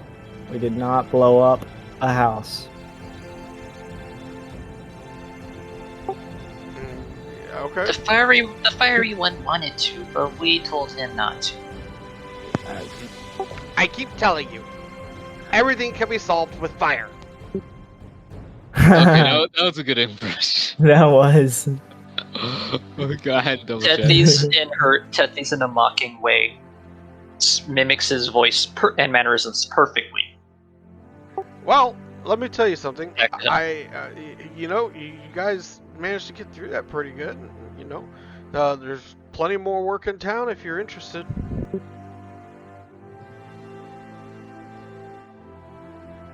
Well, think about. Yeah. Right now, need room and bath. Yeah, no Yeah. problem. We could definitely take care of that for you. I was just thinking, you all make a really good team.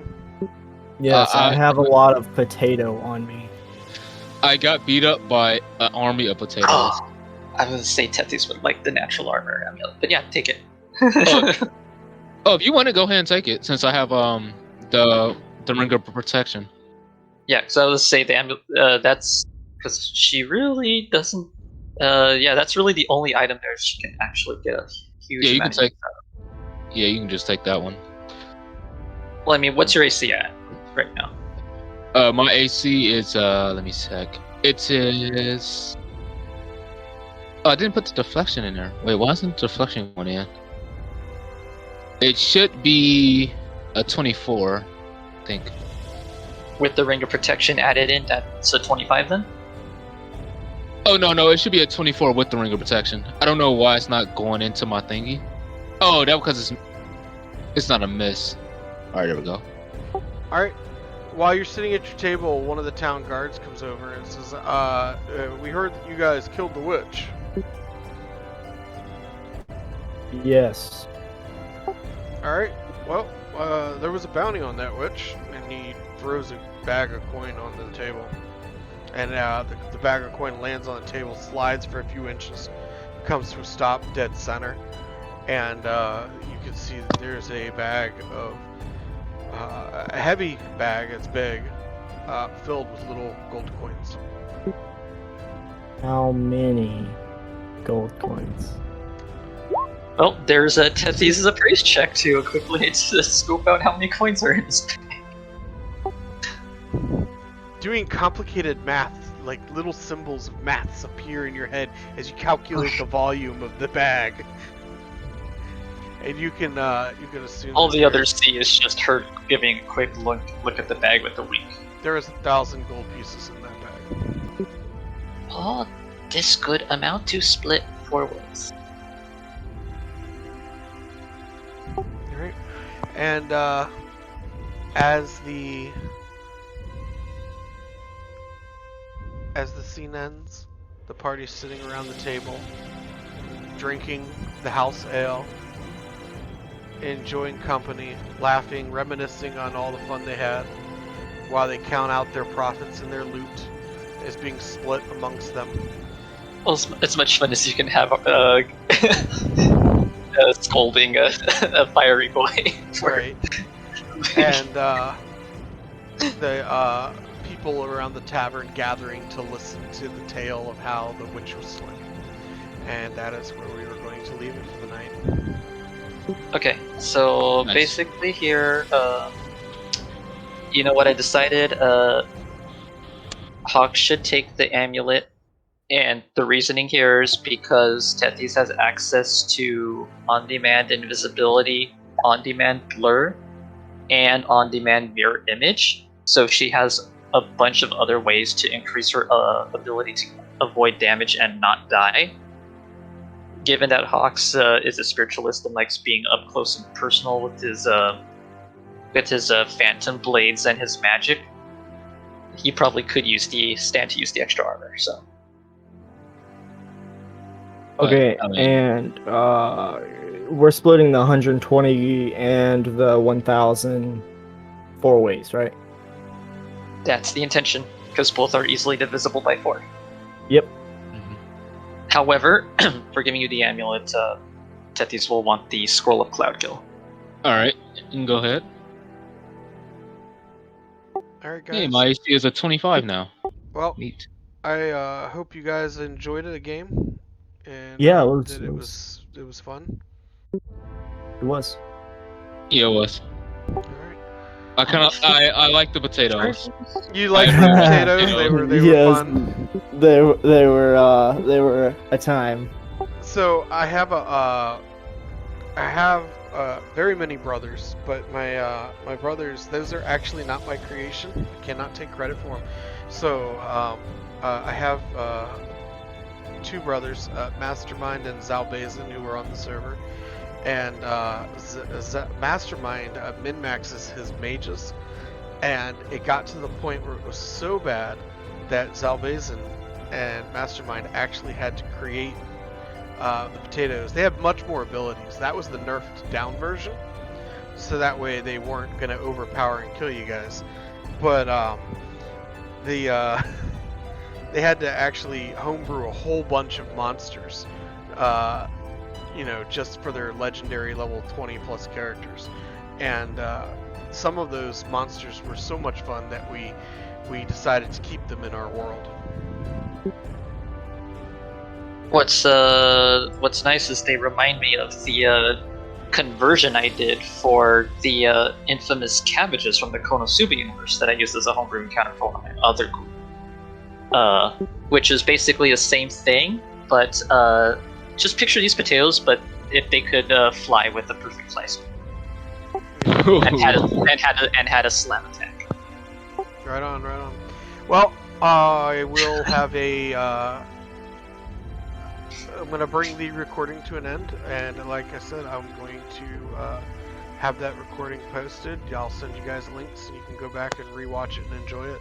But I enjoyed the game. I enjoyed GMing for you. So thank you for the opportunity. It was a pleasure. Yeah, it was All right. fun. That Enjoyed means it. I'll save this character then if I do future things with you. Yeah. Hey folks, so we made it to the end. I have 2 games that were played on the same day, a level 3 adventure and a level 6 adventure. I enjoyed playing both of them a lot. They were a lot of fun. A couple of times the party did catch me off guard, but it was still a lot of fun to improvise and see how the game unfolded. I hope you enjoyed listening and watching, and if you did and you want to play with me, I do offer both free and paid services for Pathfinder 1st Edition, and eventually 2nd Edition. To catch a free game, you're going to have to watch out for them in my Discord and or YouTube, Twitch. I do occasionally announce when I'm doing them. If you would like to hire me as a GM, you can find that link in the description below. I do also have a host of other games I play that have nothing to do with Pathfinder, but are fun, so I want to share them as well. Don't forget, you can help out Blackbeard's Crew Incorporated. They need your support to maintain and repair their equipment. So if you can help out, click the link in the description below. Remember to take care and be excellent to each other.